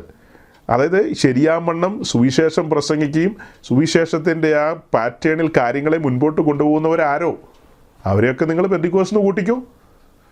ക്രൂശിക്കപ്പെട്ട ക്രിസ്തുവിനെ പ്രസംഗിക്കണം. ആ പ്രസംഗം കേട്ട് അനുദപിച്ച് മാനസാന്തര അനുഭവത്തിലേക്ക് വരുന്ന ആളുകളെ പിന്നത്തേതിൽ പിതാവിൻ്റെയും പുത്രൻ്റെയും പരിശുദ്ധാത്മാവിൻ്റെയും നാമത്തിൽ മാമോദീസ ഏൽപ്പിക്കണം. അവർക്ക് വേണ്ട വിധത്തിൽ ശരിയാവണ്ണം ദൈവവചനം പഠിപ്പിച്ചു കൊടുക്കണം. സത്യവചനം അവരെ പഠിപ്പിക്കണം, ബോധ്യപ്പെടുത്തണം. അതുപോലെ തന്നെ അവർ ആത്മാവിൽ നിറയപ്പെടേണ്ടതിന് അവർക്ക് വേണ്ടി പ്രാർത്ഥിക്കുകയും കൂടെ ഇരിക്കുകയും ചെയ്യുക. ഇങ്ങനെയൊക്കെയുള്ള കാര്യങ്ങളെല്ലാം ചെയ്യുന്നവർ ആരാരെല്ലാമാണോ അവരെയൊക്കെ നമുക്ക് പെന്തക്കോസുകാരെന്ന് വിളിക്കാം. അതല്ലാതെ പലവിധ പ്രോഗ്രാമുകളുമായിട്ട് പല സത്സംഗുകളുണ്ടെന്ന് പറഞ്ഞില്ലേ ഞാൻ. പലവിധമായ സത്സംഗുകളുണ്ട് വടക്കേ ഇന്ത്യയിലും പല ഇന്ത്യകളിലും ഉണ്ട്. അപ്പോൾ അങ്ങനെയൊക്കെ കൂടുന്ന ആളുകളുമായി ബന്ധപ്പെട്ട് നമുക്ക് ഇതൊന്നും ഉണർവാണെന്നൊന്നും ഒരിക്കലും പറയാൻ കഴിയില്ല. തിരിച്ചറിയുക. അപ്പോൾ ഞാൻ പറഞ്ഞല്ലോ, ശരിയാവണ്ണം സുവിശേഷം അറിയിക്കുന്ന ശുശ്രൂഷകരല്ല ഇവരാരും. ശരിയാവണ്ണം സുവിശേഷം അറിയിക്കുന്നവരല്ല. പിന്നെ വേറൊരു ചോദ്യം കൂടെ വരാം. അപ്പോൾ ഇവരൊക്കെ വിചാരിച്ചിട്ട് ഇത്രയും ലക്ഷക്കണക്കിന് ആൾ കൂടി, താങ്കൾ വിചാരിച്ചാൽ കൂടുമോ? ഒരു 100 പേരെ കൂട്ടാൻ പറ്റുമോ എന്നൊക്കെ വേണമെങ്കിൽ എന്നോടും ചോദിക്കാം. അങ്ങനെ ചോദിക്കുന്ന ചോദ്യത്തിനൊക്കെ എനിക്ക് മറുപടിയുണ്ട്. പക്ഷെ ഞാനിപ്പോൾ പറയുന്നില്ല. അതിൻ്റെ ആവശ്യമില്ല. അങ്ങനെ ആളെ കൂട്ടുക എന്നുള്ള ഒരു ദൗത്യമല്ല കർത്താവ് നമ്മെ ഏൽപ്പിച്ചിരിക്കുന്നത്. നമ്മെ ഏൽപ്പിച്ചിരിക്കുന്നത് സുവിശേഷം അറിയിക്കുക എന്നുള്ളതാണ്. നമ്മൾ അറിയിക്കുന്ന സുവിശേഷം കൈക്കൊള്ളുന്നവരെ പിതാവിൻ്റെയും പുത്രൻ്റെയും പരിശുദ്ധാത്മാവിൻ്റെയും നാമത്തിൽ സ്നാനപ്പെടുത്തുക. അങ്ങനെ സ്നാനപ്പെട്ട് ദൈവരാജ്യത്തിൽ വിശുദ്ധന്മാരോടുകൂടെ കൂട്ടായ്മ ആചരിക്കുന്നവരുമായി ചേർന്ന് സഹവസിച്ച് മുൻപോട്ട് പോവുക. അതാണ് നമ്മുടെ ഉദ്ദേശ ലക്ഷ്യങ്ങൾ. അതല്ലാതെ വചനത്തിൻ്റെ വ്യവസ്ഥയില്ലാതെ സഞ്ചരിക്കുന്നവരുമായിട്ട് നമുക്ക് എങ്ങനെ സഞ്ചരിക്കാൻ പറ്റും? അങ്ങനെ ആളെ കൂട്ടുക എന്നുള്ളതാണെങ്കിൽ നമ്മളെക്കാൾ ഉത്തരവാദിത്വം കർത്താവിനുണ്ടല്ലോ. കർത്താവിന് ഒരു നിമിഷ നേരം മതി ആളുകളെല്ലാം കൂട്ടാനായിട്ട്. കർത്താവ് അങ്ങനെയല്ല ആഗ്രഹിക്കുന്നത്. നമ്മെ ആ ദൗത്യം ഭരമേൽപ്പിച്ചിരിക്കുകയാണ്. നാം ചെയ്യേണ്ട കാര്യം സത്യസന്ധമായി ജീവിക്കുക, ആത്മാവിനെ അനുസരിച്ച് ജീവിക്കുക, എന്നിട്ട് ആ സുവിശേഷം പ്രസംഗിക്കുക, മറ്റുള്ളവരെ അറിയിക്കുക, സാക്ഷികളാകുക. അപ്പോൾ ദൈവപ്രവൃത്തി വെളിപ്പെടും. അങ്ങനെയാണ് ഓരോരുത്തരും ദൈവരാജ്യത്തിലേക്ക് വരുന്നത്. അതിൻ്റെ കൂട്ടത്തിൽ പറയാവുന്ന കാര്യമാണ്, കർത്താവ് തൻ്റെ ശുശ്രൂഷാ വൃന്ദങ്ങളിൽ ഒരു പ്രധാനപ്പെട്ട ഗ്രൂപ്പിനെ എഴുന്നേൽപ്പിച്ചിട്ടുണ്ട്. അവരാണ് സുവിശേഷകരെന്ന് പറയുന്നത്. നമ്മൾ സാധാരണ സുവിശേഷകരെന്ന് പറയുന്നത് കാറ്റഗറിയിൽ താഴെ കാണുന്ന എന്തോ ഒരു കൂട്ടമായിട്ടാണ്. പ്രവാചകൻ, പാസ്റ്റർ എന്നൊക്കെ പറഞ്ഞ എന്തോ വലിയ സംഭവമാണെന്നാണ് നമ്മൾ വിചാരിക്കുന്നത്. ആ സെയിം കാറ്റഗറിയിലാണ് സഹോദരങ്ങളെ സുവിശേഷകനും വരുന്നത്. പൗലോസ് ഒരു സുവിശേഷകനായിരുന്നു. പൗലോസ് ദേശങ്ങളിൽ കടന്നു ചെന്ന് സുവിശേഷം അറിയിച്ചു. ആ സുവിശേഷം കേട്ട് കൈക്കൊണ്ട് വന്നവരെയാണ് ദൈവരാജ്യത്തിൻ്റെ ഭാഗമാക്കിയത്, അല്ലെങ്കിൽ ദൈവസഭയുടെ കെട്ടുപണിയുടെ ഭാഗമാക്കി തീർത്തത്. സുവിശേഷം അറിയിക്കുന്നവർ എത്രയോ ഗൗരവമായ ശുശ്രൂഷയാണ് ചെയ്യുന്നതെന്നുള്ളത് പലരും തിരിച്ചറിയുന്നില്ല. ചിലർ അവരുടെ പേരിൻ്റെ മുമ്പിൽ ഇവാഞ്ചലിസ്റ്റ് എന്നിങ്ങനെ വയ്ക്കും, ചിലർ പാസ്റ്റർ എന്ന് വയ്ക്കും. അപ്പോൾ പാസ്റ്റർ എന്ന് വെക്കുന്ന ആളുകൾ വിചാരിക്കുന്ന അവരെന്തോ വലിയ ആളുകളാണ്, സുവിശേഷകരെന്ന് പറയുന്നത് ഇച്ചിരി ചെറിയ ആളുകളാണ്, അങ്ങനെയൊക്കെയാണ് പലരും ധരിക്കുന്നത്. ആ ധാരണയൊക്കെ മാറ്റണം എന്നുള്ളതാണ് എനിക്ക് സഹോദരങ്ങളോട് പറയാനുള്ളത്. 5 വിധ ശുശ്രൂഷയ്ക്ക് വിളിക്കപ്പെട്ടവരെല്ലാം കർത്താവിൻ്റെ ദാസന്മാരാണ്. നമ്മൾ അവരെ ബഹുമാനിക്കുന്നു, ബഹുമാനിക്കേണ്ടതുണ്ട്. അങ്ങനെ വലിപ്പ ചെറുപ്പത്തിലൊന്നും കാണേണ്ട ആവശ്യമില്ല. പിന്നെ പാസ്റ്ററൽ മിനിസ്ട്രിക്ക് ചില വെല്ലുവിളികളുണ്ട്. കാരണം ഇത്രയും മനുഷ്യരെ കൂട്ടിയിണക്കി കൊണ്ടുപോവുക എന്ന് പറയുന്നത് ഒരു വലിയ ഉത്തരവാദിത്വം തന്നെയാണ്. അപ്പോൾ തന്നെ ഒരു സുവിശേഷകൻ കൊടുങ്കാട്ടിലേക്ക് കടന്നു എന്നാണ് കാട് വെട്ടിത്തെളിക്കുന്നത്. കാട് വെട്ടിത്തെളിച്ച് അവിടെ ഉഴുതുമറിച്ച് കൃഷി ഇറക്കി അങ്ങനെ ഒരുവനെ രംഗത്ത് കൊണ്ടുവരികയല്ലേ. അതും ചെറിയ കാര്യങ്ങളല്ല, അത് മനസ്സിലാക്കുക. ഓക്കെ, അത് പറഞ്ഞ് ഞാൻ മുൻപോട്ട് പോവുകയാണ്. നിങ്ങൾ മനസ്സിലാക്കേണ്ട ഒരു കാര്യം, ശരിയായ സുവിശേഷം അറിയിക്കുകയും ശരിയായ പരിശുദ്ധാത്മാവിൽ ശുശ്രൂഷിക്കുകയും ചെയ്യുന്നവരാണെങ്കിൽ അവർ നിശ്ചയമായും ജനത്തിന് മുൻപിൽ ഇടുക്കമുള്ള വാതിലും ഞെരുക്കമുള്ള വഴിയും വെളിപ്പെടുത്തി കൊടുക്കും. ഇടുക്കമുള്ള വാതിലും വയ്ക്കും, ഞെരുക്കമുള്ള വഴിയും പരിചയപ്പെടുത്തി കൊടുക്കും. അങ്ങനെ പരിചയപ്പെടുത്തി കൊടുക്കുന്നവരാണ് ഇവരൊക്കെ. മത്തായിയുടെ സുവിശേഷം 7:13-14 വാക്യം ഒന്ന് വായിച്ചേ. ഇടുക്കുവാതിലിലൂടെ അകത്ത് കടക്കുകയും നാശത്തിലേക്ക് പോകുന്ന വാതിൽ വീതിയുള്ളതും വഴി വിശാലവും അതിൽ കൂടി കടക്കുന്നവർ അനേകരുമാകുന്നു. ജീവങ്കിലേക്ക് പോകുന്ന വാതിൽ ഇടുക്കവും വഴി ഞെരുക്കവുമുള്ളത്, അത് കണ്ടെത്തുന്നവർ ചുരുക്കമത്രേ. വളരെ പ്രസിദ്ധമായൊരു വാക്യമാണ് നമ്മൾ വായിച്ചത്. ഇടുക്കുവാതിലൂടെ അകത്ത് കടപ്പിൻ, നാശത്തിലേക്ക് പോകുന്ന വാതിൽ വീതിയുള്ളതും വഴി വിശാലവും അതിൽ കൂടി കടക്കുന്നവർ അനേകരുമാകുന്നു. അപ്പം നാശത്തിലേക്ക് പോകുന്ന വാതിൽ വീതിയുള്ളതും അത് വിശാലവുമാണ്, അതിലൂടെ കടക്കുന്നവർ അനേകരത്രേ. അതേസമയം ജീവങ്കിലേക്ക് പോകുന്ന വാതിൽ ഇടുക്കവും വഴി ഞെരുക്കവുമുള്ളത്, അത് കണ്ടെത്തുന്നവർ ചുരുക്കമത്രേ. അപ്പോൾ ഈ ലക്ഷക്കണക്കിന് ആൾക്കാർ വന്നു, ഉണർവ് സംഭവിക്കുന്നു എന്നൊക്കെ പറഞ്ഞാൽ ഈ വാക്യങ്ങളുമായിട്ട് എങ്ങനെ മാച്ച് ചെയ്യും സഹോദരങ്ങളെ? കാലങ്ങളായി സത്യവചനം കേട്ടുകൊണ്ടിരിക്കുന്ന എൻ്റെ വാത്സല്യ സഹോദരങ്ങളോടാണ് എൻ്റെ ചോദ്യം. നിങ്ങൾ നെല്ലും പതിരൊക്കെ വേർതിരിച്ച് പഠിച്ച മനുഷ്യരാണ്. എവിടെയെങ്കിലും എന്തെങ്കിലുമൊക്കെ കേട്ട് കഴിഞ്ഞാൽ അതിനൊപ്പം സല്യൂട്ട് ചെയ്യരുത്. നിങ്ങൾ കേൾക്കുന്ന കാര്യങ്ങളെ വിശകലനം ചെയ്യണം, നന്നായി മനസ്സിലാക്കണം, അന്വേഷിക്കണം, പശ്ചാത്തലങ്ങൾ പഠിക്കണം. എന്നിട്ട് വേണം ഒരു നിഗമനത്തിൽ എത്തിച്ചേരാനായിട്ട്. അല്ലെങ്കിൽ നമ്മൾ കബളിപ്പിക്കപ്പെടും. നാം മുഖാന്തരം, നമ്മുടെ സംസാരം മുഖാന്തരം വേറെ ചില ആളുകളും നമ്മൾ മറ്റുള്ളവരോടൊക്കെ പറയുമ്പോൾ അവരും തെറ്റിദ്ധരിക്കപ്പെടാനായിട്ട് സാധ്യത വരും. കാരണം വിവിധ നിലകളിലാണ് സാത്താൻ അവൻ്റെ പ്രവർത്തനം ചെയ്തുകൊണ്ടിരിക്കുന്നത്. സാമൂഹ്യ മാധ്യമങ്ങളെല്ലാം അവൻ കൈയടക്കി വെച്ചിരിക്കുക. അവനുമായി ബന്ധപ്പെട്ട ആളുകൾ ഏതെല്ലാം വിധത്തിലാണെന്നറിയാവോ ദൈവസഭയുടെ പ്രവർത്തനങ്ങളെ തകർക്കാനായിട്ട് ഉത്സാഹിക്കുന്നത്? വിവിധ നിലകളിലാണ് ഉത്സാഹിക്കുന്നത്. അപ്പോൾ അതൊക്കെ നമ്മൾ തിരിച്ചറിയണം. ഇതൊരു വലിയ സൂചനയാണ് നിങ്ങളുടെ മുമ്പിൽ തന്നത്. ഇടുക്കമുള്ള വാതിലും ഞെരുക്കമുള്ള വഴിയും നമ്മുടെ കർത്താവായ യേശു ക്രിസ്തു പറഞ്ഞതാണ്. അല്ലാതെ ഇത് വേറെ ഏതെങ്കിലും അപ്പോസ്തലൻ പോലും വന്ന് പറഞ്ഞതല്ല. അപ്പോസ്തലൻ പറഞ്ഞാലും അതിന് ഗൗരവമുണ്ട്. അപ്പോൾ കർത്താവ് തൻ്റെ ശിഷ്യന്മാരുമായി ഒരുമിച്ച് സഞ്ചരിക്കുമ്പോൾ ഗിരിപ്രഭാഷണത്തിൽ പറഞ്ഞ കാര്യമാണിത്. ഈ വാക്യങ്ങളെടുത്ത് പ്രസംഗിക്കുകയോ പഠിപ്പിക്കുകയോ ചെയ്യുന്നത് സത്യസഭയിലെ ശുശ്രൂഷകർ മാത്രമാണ്. ശരിയായ പെന്തക്കോസ്തിലെ ശുശ്രൂഷകർ മാത്രമേ ഈ വാക്യങ്ങളൊക്കെ എടുത്ത് പ്രസംഗിക്കുകയുള്ളൂ. നിങ്ങൾ നോക്കണം, ആ ഇടുക്കമുള്ള വാതിലും ഞെരുക്കമുള്ള വഴിയും എന്നുള്ള വിഷയം പറഞ്ഞിട്ട് അതിൻ്റെ തൊട്ട് താഴെ 15-ാം വാക്യത്തിൽ നമ്മൾ കാണുന്നത് കള്ളപ്രവാചകന്മാരെ സൂക്ഷിച്ചുകൊള്ളുവിനെന്നാണ്. അതായത് വ്യാജ ശുശ്രൂഷകരെ സൂക്ഷിക്കുന്ന കാര്യമാണ് ഈ വാക്യത്തോട് ചേർത്ത് വെച്ചിരിക്കുന്നത്. 15-ാം വാക്യത്തിൻ്റെ തുടർച്ചയിൽ നമ്മൾ കാണുന്നത് ശ്രദ്ധിക്കണം. അവർ ആടുകളുടെ വേഷം പൂണ്ട് നിങ്ങളുടെ അടുക്കൽ വരുന്നു. ആ വാക്യത്തിലേക്ക് ഒന്ന് ശ്രദ്ധിച്ച് നോക്കണേ. അവർ ആടുകളുടെ വേഷം പൂണ്ട് നിങ്ങളുടെ അടുക്കൽ വരുന്നു. അവർ ആടുകളുടെ വേഷം പൂണ്ടാണ് വരുന്നത്, ശരിക്കും ആടല്ല. ആടുകളുടെ വേഷം പൂണ്ടു വരുന്നു, ആകമേയോ കടിച്ചു കീറുന്ന ചെന്നായ്ക്കളത്രേ. ഈ ന്യൂജന്മാരെയും അവർക്ക് ഓശാന പാടുന്നവരെയും ഒക്കെ വെച്ചിട്ടാണ് ഈ വാക്യം പറയുന്നത്. അല്ലാതെ ഈ വാക്യം നിങ്ങൾ ചുമ്മാ ഇരിക്കുന്ന പോപ്പിൻ്റെ പുറത്തോ വേറെ ആരുടെങ്കിലും പുറത്തൊന്നും കൊണ്ടുപോയി വെക്കരുത്. ഇത് അവരൊന്നുമായി ബന്ധപ്പെട്ട കാര്യങ്ങളേ അല്ല. അതായത് യഥാർത്ഥ ശുശ്രൂഷയുടെ ഡ്യൂപ്ലിക്കേറ്റുമായി വരുന്ന ആളുകളെ കുറിച്ചാണ് ഈ കാര്യം പറയുന്നത്. ശരിയായ ശുശ്രൂഷകരെ പോലെ ഇമിറ്റേറ്റ് ചെയ്തു വരുന്നവർ, അതായത് സാത്താൻ താൻ വെളിച്ചദൂതൻ്റെ വേഷത്തിൽ വരുന്നു എന്ന് വായിക്കുന്നില്ലേ വേറൊരു ഭാഗത്ത്. അപ്പോൾ ആ വെളിച്ചദൂതൻ്റെ വേഷത്തിൽ വരുന്നവരെ കുറിച്ച് ഇവിടെ പറയുന്നത് ഇങ്ങനെയാണ്: ആടുകളുടെ വേഷം പൂണ്ടു വരുന്നു. ശരിക്കും അവർ ചെന്നായ്ക്കളാണ്, അങ്ങനെയല്ലേ? ശരിക്കും അവർ ചെന്നായ്ക്കളാകുന്നു. കർത്താവ് പറഞ്ഞ കാര്യമാണ്. ഈ ചെന്നായ്ക്കളെ കുറിച്ച് എന്തെങ്കിലും പ്രസംഗിച്ചു കഴിഞ്ഞാൽ ഒരു സൂചന കൊടുക്കുക എന്ന് വിചാരിച്ചോ, ഇങ്ങനെ ചെന്നായ്ക്കളുണ്ട്, സൂക്ഷിക്കണം കേട്ടോ സഹോദരങ്ങളെ. എന്തുകൊണ്ടാണ് ആ പ്രസംഗർ അങ്ങനെ പറയുന്നത്? അപൂർവം പ്രസംഗരെ പറയുന്നുള്ളൂ. അവർ പറയുന്നത് എന്താ? പ്രിയപ്പെട്ടവരാരും നശിച്ചു പോകരുത്, ചെന്നായിയുടെ കടിയേക്കാൻ ഇടവരരുത്, ചെന്നായി കടിച്ചു പറിച്ച് കളയാൻ ഇടവരരുത്. അതുകൊണ്ടാണ് മുന്നറിയിപ്പ് കൊടുക്കുന്നത്. ചെന്നായ്ക്കളുണ്ട്. അപ്പോൾ ഒരിക്കലും ഒരിടത്തും ചെന്നായി ഇല്ല, ചുമ്മാ ഇരുന്ന് പറഞ്ഞുകൊണ്ടിരിക്കുക, വെറുതെ വിമർശിച്ചുകൊണ്ടിരിക്കുക എന്നൊക്കെ പറയുന്ന സ്ത്രീ പുരുഷന്മാരുണ്ട്. ഇപ്പോൾ കർത്താവിനെയാണ് നിങ്ങൾ കൊച്ചാക്കുന്നതെന്ന് ഓർത്തോ. കർത്താവ് മുന്നമേ പറഞ്ഞു വെച്ചിരിക്കുകയാണ്, ശരിയായ വാതിലും ശരിയായ വഴിയും വെളിപ്പെടുത്താത്തവരെല്ലാം ചെന്നായ്ക്കളാണ്. ഇത് എൻ്റെ കണ്ടുപിടുത്തമല്ല, ഞാൻ കണ്ടുപിടിച്ച് പുതുതായിട്ട് ആരുടെയെങ്കിലും പുറത്ത് അടിച്ചേൽപ്പിക്കാൻ വന്നതല്ല. ഇതൊന്നും അടിച്ചേൽപ്പിക്കലല്ല, യാഥാർത്ഥ്യങ്ങളെ തുറന്നു കാണിക്കുകയാണ്. എന്താ തുറന്നു കാണിക്കുന്നത്? ശരിയാം വണ്ണമുള്ള ശുശ്രൂഷകൻ ഇടുക്കമുള്ള വാതിലും ഞെരുക്കമുള്ള വഴിയും കാണിക്കും, വിക്കറ്റ് ഗേറ്റും നാരോ പാത്തും തുറക്കും. പരിശുദ്ധാത്മാവിലാണ് ശുശ്രൂഷയെങ്കിൽ. അടുത്തൊരു കാര്യം ഇവിടെ സൂചിപ്പിക്കാം, അവർ ജനത്തെ നുകത്തിൻ കീഴിലേക്ക് നയിക്കും. ഇതൊന്നും എൻ്റെ വാക്കുകളല്ല. കർത്താവ് എന്താ പറഞ്ഞത്? എൻ്റെ നുകമേറ്റ് എന്നോട് പഠിപ്പിനെന്നാണ് കർത്താവ് പറഞ്ഞത്. അപ്പോൾ ശുശ്രൂഷകർ ജനത്തെ നുകത്തിൻ കീഴിലേക്ക് നയിക്കണം. അല്ലാതെ 1,00,000 പേര് അവിടെ കൂടി 2,00,000 പേരവിടെ കൂടി എന്ന് പറയുമ്പോൾ സാധാരണ പെന്തിക്കോസുകാർക്ക് രോമാഞ്ചം ഉണ്ടാകും. പക്ഷെ നിങ്ങൾക്ക് എങ്ങനെ ഉണ്ടാകരുത്? ദേശത്ത് ഉണർവുണ്ടായി എന്ന് കേൾക്കുമ്പോൾ സന്തോഷിക്കുന്നവരാ നമ്മൾ. അല്ലെന്നൊന്നും അല്ല കേട്ടോ ഞാൻ പറയുന്നത്. ദേശത്ത് ഉണർവുണ്ടായെങ്കിൽ നമ്മൾ കണ്ണും കാതും തുറന്നിരിക്കുന്ന മനുഷ്യരാണ്. ഈ കാര്യങ്ങളെല്ലാം വിശകലനം ചെയ്യുകയും അന്വേഷിക്കുകയും പഠിക്കുകയും ചെയ്യുന്നവരല്ലേ.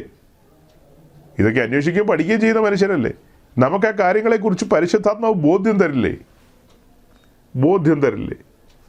ഇപ്പോൾ 2 പ്രധാന കാര്യം നിങ്ങളുടെ മുമ്പാകെ ഞാൻ വെച്ചു. പഞ്ചാബിലെ ഉണർവ്, ആന്ധ്രയിലെ ഉണർവ്. നിങ്ങൾ തന്നെ ഉറപ്പിച്ചോ കാര്യങ്ങൾ. ഈ ഉണർവിൻ നായകന്മാർ ജനത്തെ നുകത്തിൻ കീഴിലേക്ക് നടത്തണ്ടേ? ഈ ഉണർവിൻ്റെ നായകന്മാരെന്നുള്ള പേരെടുത്ത ആളുകളൊക്കെ ജനത്തെ നുകത്തിൻ കീഴിലേക്കാണോ നടത്തുന്നത്? അടുത്ത പ്രധാനപ്പെട്ട കാര്യം, മൂന്നാമതൊരു കാര്യം ഇവിടെ പറയാം. അനുദിന ജീവിതത്തിൽ ക്രൂശ് എടുക്കാൻ കർത്താവ് ആഹ്വാനം ചെയ്തു.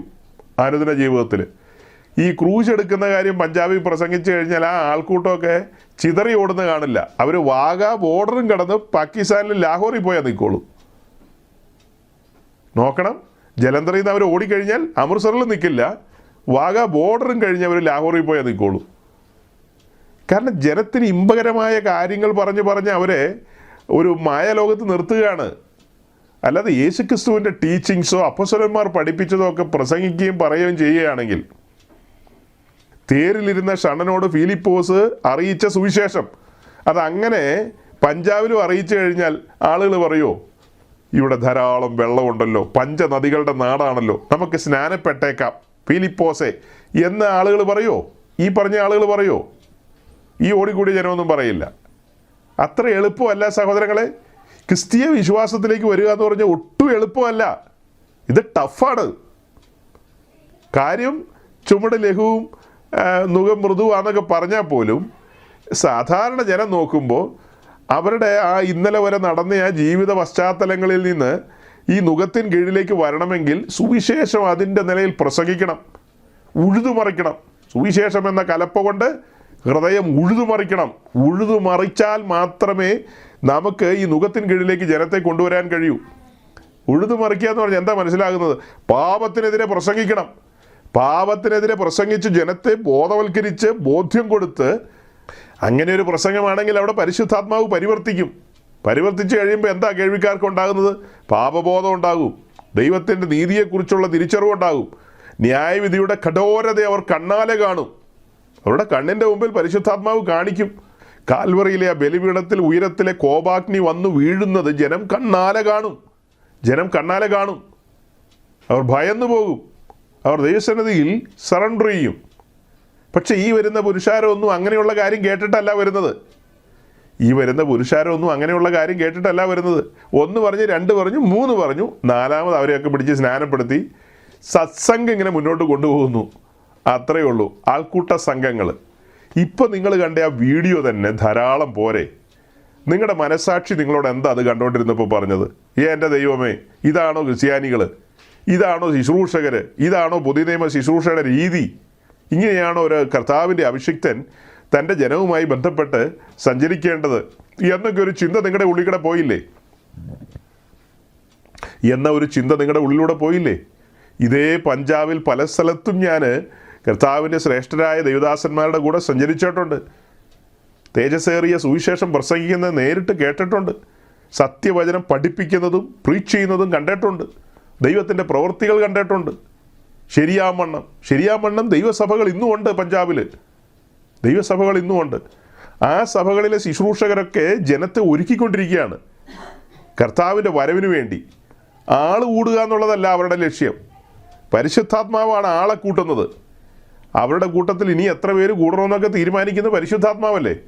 അവർ വിശ്വസ്തയോടെ സുവിശേഷം അറിയിക്കുന്നു, വചനം പഠിപ്പിക്കുന്നു, വിശ്വസ്തരായി ജീവിക്കുന്നു.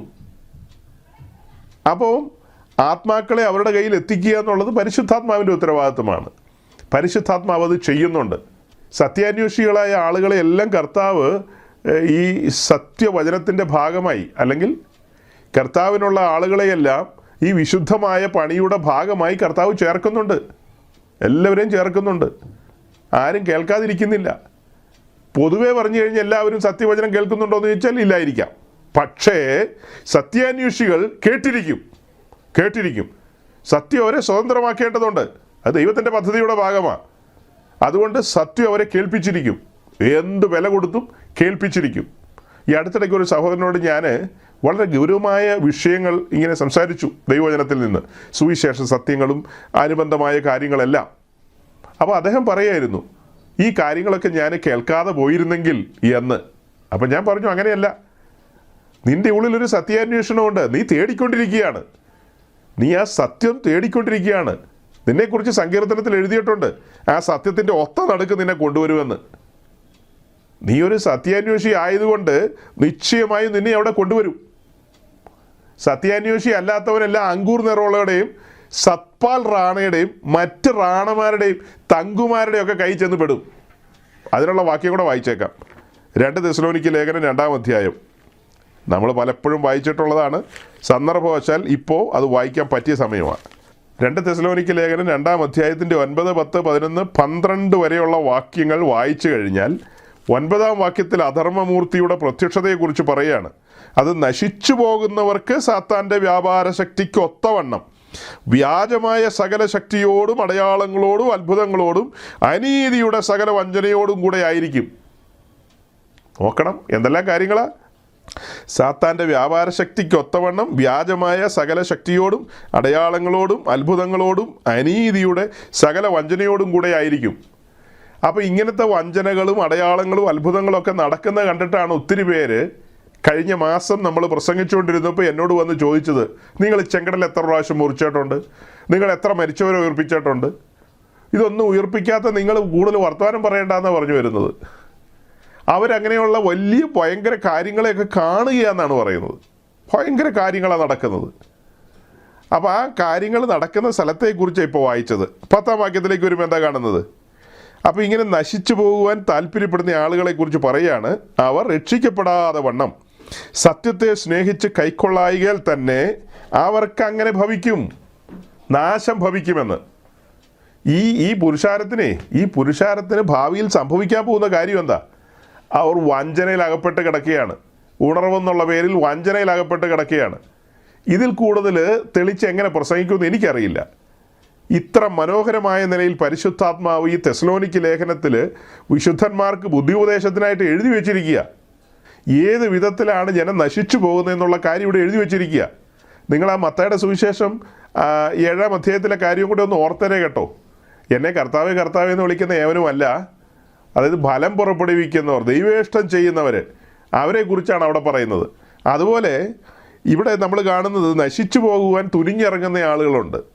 ഈ ഈയലുകളെ കണ്ടിട്ടില്ലേ, ഈയാൻ പാറ്റാന്ന് പറയുമല്ലോ, അത് തീയാണെന്ന് അറിഞ്ഞുകൊണ്ട് തന്നെ അവിടെ പോയി അതിൻ്റെ ചിറക് കരിക്കും. ഒരു വല്ലാത്ത ജീവി തന്നെയാണ് അത്.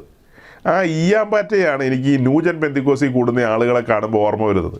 പെട്ടെന്ന് ഓർമ്മ വരും. ഈയലുകൾ മനഃപൂർവ്വം പോയി തീക്കകത്തേക്ക് പോയി വീഴുക. അതുപോലെ തന്നെയാണ് ഇവർ മനഃപൂർവ്വം ഈ കൂട്ടത്തിൽ കൂടി അവർ വിചാരിക്കുന്നത് എന്താണെന്ന് വെച്ച് കഴിഞ്ഞാൽ ഒരു സൂപ്പർ നാച്ചുറൽ പവർ ഇവിടെയുണ്ട്. അതൊരു വാസ്തവമാണ്. അവിടെ ഒരു പവറുണ്ട്, അവിടെ സ്പിരിറ്റ് വർക്ക് ചെയ്യുന്നു. സൂപ്പർ നാച്ചുറൽ എന്ന് പറഞ്ഞു കഴിഞ്ഞാൽ അവിടെ ഒരു പവർ വർക്ക് ചെയ്യുന്നുണ്ട്.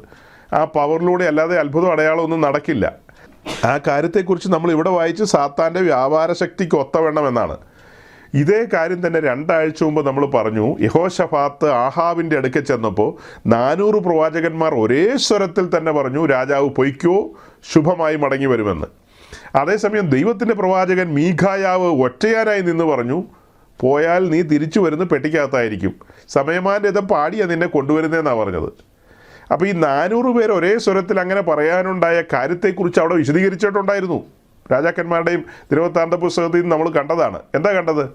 അവരുടെ ഉള്ളിൽ ഭോഷ്കിൻ്റെ ആത്മാവാണ് വന്നത്. 400 പ്രവാചകന്മാരുടെ ഉള്ളിൽ ഭോഷ്കിൻ്റെ ആത്മാവ് വന്നു. അവരെയും വഞ്ചിച്ചു, ആഹാബിനെയും വഞ്ചിച്ചു. വഞ്ചനയുടെ ആത്മാവിൻ്റെ പ്രവർത്തനം അവിടെ നടന്നു. ദൈവം അനുവദിച്ചു, ദൈവം അനുവദിച്ചു. അതുപോലെ ഈ കാലഘട്ടത്തിലും പരിശോധനയും പരീക്ഷയുണ്ട്. ഒരേ സമയം 2 കാര്യവും നടക്കുക. അതായത് എതിർ ക്രിസ്തുവിൻ്റെ മണവാട്ടി ഒരുങ്ങിക്കൊണ്ടിരിക്കുന്നു, അതേസമയം മറു സൈഡിൽ കുഞ്ഞാടിൻ്റെ കാന്തയും ഒരുങ്ങിക്കൊണ്ടിരിക്കുന്നു. രണ്ടും ഒരുങ്ങിക്കൊണ്ടിരിക്കുക. അപ്പോൾ ഇവിടെ നമ്മൾ സൂക്ഷ്മമായി പഠിക്കുമ്പോൾ എന്താ മനസ്സിലാകുന്നത്? 11-ാമത്തെ വാക്യത്തിലേക്ക് വരുമ്പോൾ, സത്യത്തെ വിശ്വസിക്കാതെ അനീതിയിൽ രസിക്കുന്ന ഏവർക്കും ന്യായവിധി വരേണ്ടതിന് ദൈവം അവർക്ക് ഭോഷ്ക് വിശ്വസിക്കുമാറ് വ്യാജത്തിൻ്റെ വ്യാപാര ശക്തി അയക്കുന്നു. ഇത് നമ്മളാരും അയച്ചതല്ല കേട്ടോ, ദൈവം തന്നെ വ്യാജത്തിൻ്റെ വ്യാപാര ശക്തി അയക്കുന്നു. അപ്പോൾ ഇത് കേൾക്കുമ്പോൾ പലരും ചിന്തിക്കും, അത് മറ്റേ ആ മതക്കാരുടെ കൂട്ടത്തിലല്ലേ, അല്ലെങ്കിൽ മറ്റേ ആ ഇന്ന ആൾക്കാരുടെ കൂട്ടത്തിലല്ലേ എന്ന്. അതെങ്ങനെയാ? ഈ വേറെ മതങ്ങളിൽ വ്യാപാര ശക്തി അയക്കുന്ന കാര്യമാണോ ഈ പറഞ്ഞത്? സുവിശേഷത്തോട് സാമ്യം തോന്നുമാറ് കർത്താവിൻ്റെ ദാസന്മാരെ പോലെ പ്രവർത്തിക്കുന്ന ആളുകളിലൂടെ, അവരാണല്ലോ യേശുവിൻ്റെ നാമം എടുക്കുന്നത്, അല്ലേ? അവരല്ലേ യേശുവിൻ്റെ നാമം എടുക്കുന്നത്, അല്ലാതെ വേറെ മതത്തിൽ യേശുവിൻ്റെ നാമത്തിലാണോ അവരോരോന്നൊക്കെ ചെയ്യുന്നത്? യേശുവിൻ്റെ നാമം എടുത്ത് ചെയ്യുന്ന കാര്യമായി പറയുന്നത്. അങ്ങനെ ചെയ്യുന്ന ആളുകളെ യഥാർത്ഥ സുവിശേഷം, സത്യസുവിശേഷം പ്രസംഗിക്കായകൊണ്ട് ജനം സത്യത്തെ സ്നേഹിക്കായിക കൊണ്ടും ഈ പ്രസംഗിക്കുന്നവനും അതുപോലെ ഈ ജനവും 2 കൂട്ടരും നാശത്തിൽ എത്തിച്ചേരുമെന്നുള്ളതാണ് പറയാനുള്ളത്. 2 കൂട്ടർക്കും വെച്ചിരിക്കുന്ന നാശമാണ്. തെസ്സലോനിക്ക ലേഖനത്തിലെ ഈ ഭാഗം സഹോദരങ്ങൾ വ്യക്തമായി മനസ്സിലാക്കണം. അപ്പോൾ ഉണർവെന്നും ഈ പറഞ്ഞ കാര്യങ്ങളൊക്കെ കേൾക്കുമ്പോൾ മനസ്സിൽ ചിന്തിച്ചു കൊള്ളണം. യഥാർത്ഥ സുവിശേഷം പ്രസംഗിക്കുന്ന ഇടങ്ങളിൽ അങ്ങനെ ആൾ തടിച്ചുകൂടില്ല. അടുത്തൊരു പ്രധാനപ്പെട്ട കാര്യം കൂടെ മുന്നമേ നമ്മൾ പറഞ്ഞിട്ടുള്ളതാണ്, അതും ചേർത്ത് പറയുകയാണ്. അടുത്തൊരു പ്രധാനപ്പെട്ട കാര്യം, അതായത് പുറപ്പാട് ദിവസം 12-ാം അധ്യായത്തിൻ്റെ 8-ാം വാക്യം, 8-9 ഒന്ന് ചേർത്ത് വായിച്ചേ സഹോദരങ്ങളെ. പുറപ്പാട് ദിവസം 12-ാം അധ്യായത്തിൻ്റെ 8-9 വാക്യത്തിലേക്കാണ് നമ്മൾ വന്നിരിക്കുന്നത്. ഈ വാക്യത്തിൽ നിന്ന് ചില കാര്യങ്ങളും കൂടെ പറഞ്ഞ് ഞാൻ വേഗം പ്രാർത്ഥിച്ച് അവസാനിപ്പിക്കാം. അതായത് ഈ വാക്യത്തിലൂടെ നമ്മൾ കാണുന്നത് പെസഹായുമായി ബന്ധപ്പെട്ട കാര്യങ്ങളാണ്. ഇസ്രായേൽ മിസ്രൈം വിടുന്നു. ആബീബ് മാസം 14-ാം തീയതി പെസഹായുടെ രാത്രിയിൽ സംഭവിക്കുന്ന കാര്യങ്ങളെക്കുറിച്ചാണ് ഇവിടെ കാണുന്നത്. അന്ന് രാത്രി അവർ തീയിൽ ചുട്ടതായ മാംസവും പുളിപ്പില്ലാത്ത അപ്പവും തിന്നേണം, കയ്പ് ചീരയോടുകൂടി അത് തിന്നേണം. അതായത് പെസഹായുടെ അന്ന് പെസഹാ കുഞ്ഞാടിനെ അറുത്ത് അതിൻ്റെ രക്തം കട്ടിലയുടെ നെടുമ്പടിമേലും കുറുമ്പടിമേലും പുരട്ടണം. പിന്നെ അതിൻ്റെ മാംസം തീയിൽ ചുട്ട് ഭക്ഷിക്കണം, കൂടെ കയ്പ് ചീരയും ചേർത്ത് ഭക്ഷിക്കണം. പിന്നെ എന്താ അതിനോട് കൂടെ കാണുന്നത്? പുളിപ്പില്ലാത്ത അപ്പവും തിന്നേണം. ഇങ്ങനെ 3 കാര്യങ്ങളാണ്, അല്ലല്ലോ, ഇങ്ങനെ 2 കാര്യങ്ങളാണ് അതിനോട് ചേർത്ത് കയ്പ് ചീരയും കൂടെ പറഞ്ഞിട്ടുണ്ട്. 2 പ്രധാനപ്പെട്ട കാര്യങ്ങൾ, അതായത് പുളിപ്പില്ലാത്ത അപ്പം തിന്നണം, ഈ മാംസം തീയിൽ ചുട്ട് തിന്നണം, കൂട്ടത്തിൽ കയ്പ് ചീരയും വേണം. ഇതാണ് അവിടെ പറയുന്ന കാര്യം. അപ്പോൾ സഹോദരങ്ങളുടെ മുമ്പിൽ എനിക്ക് വെക്കാനുള്ളൊരു കാര്യം എന്ന് പറയുന്നത്, പെന്തിക്കോസ്തും ന്യൂ ജനറേഷൻ പെന്തിക്കോസ്തും തമ്മിലുള്ള അന്തരങ്ങളെക്കുറിച്ച് കുറേ ആഴ്ചകളായിട്ട് നമ്മൾ പറഞ്ഞുകൊണ്ടിരുന്നത്. ആ പറഞ്ഞുകൊണ്ടിരിക്കുന്നതിൻ്റെ കൂട്ടത്തിൽ ചേർത്ത് പറയുകയാണ്. പഞ്ചാബിലെ ഉണർവോ അല്ലെങ്കിൽ ഇന്ത്യയിലെ പല സ്റ്റേറ്റുകളിലും അങ്ങനെ നടക്കുന്നു ഇങ്ങനെ നടക്കുന്നു എന്ന് പറഞ്ഞ കാര്യത്തിൻ്റെ ഒരു സൂചനയും കൂടെ നമ്മൾ പറഞ്ഞല്ലോ. ചേർത്ത് പറയുകയാണ്. കഴിഞ്ഞ ദിവസത്തെ പ്രസംഗത്തോട് ചേർത്ത് വയ്ക്കുന്നു. അതുപോലെ ഇന്ന് തുടക്കത്തിൽ പറഞ്ഞ കാര്യത്തോടും നിങ്ങൾ ചേർത്ത് പഠിക്കുക. ശരിയായ ശുശ്രൂഷകരാണെങ്കിൽ അവർ തീയിൽ ചുട്ട മാംസമാണ് വിളമ്പുന്നത്. തീയിൽ ചുട്ട മാംസം പുഴുങ്ങിക്കൊടുക്കുന്നവരായിരിക്കില്ല. അവരവരുടെ അറിവിൽ നിന്ന് പ്രസംഗിക്കുന്നവരായിരിക്കില്ല. പരിശുദ്ധാത്മാവിൽ അഗ്നിയുണ്ട്. ആ അഗ്നിയിൽ സ്ഫുടം ചെയ്തെടുത്ത ദൈവവചനമാണ് അവർ പങ്കുവയ്ക്കുന്നത്. അതായത് ദൈവത്തിൻ്റെ ദാസന്മാർ ആത്മാവിൽ ജ്വലിച്ചു നിന്നാണ് ദൈവവചനം ഘോഷിക്കുന്നത്. ആത്മാവിലായിരിക്കണം ശുശ്രൂഷിക്കുന്നത്.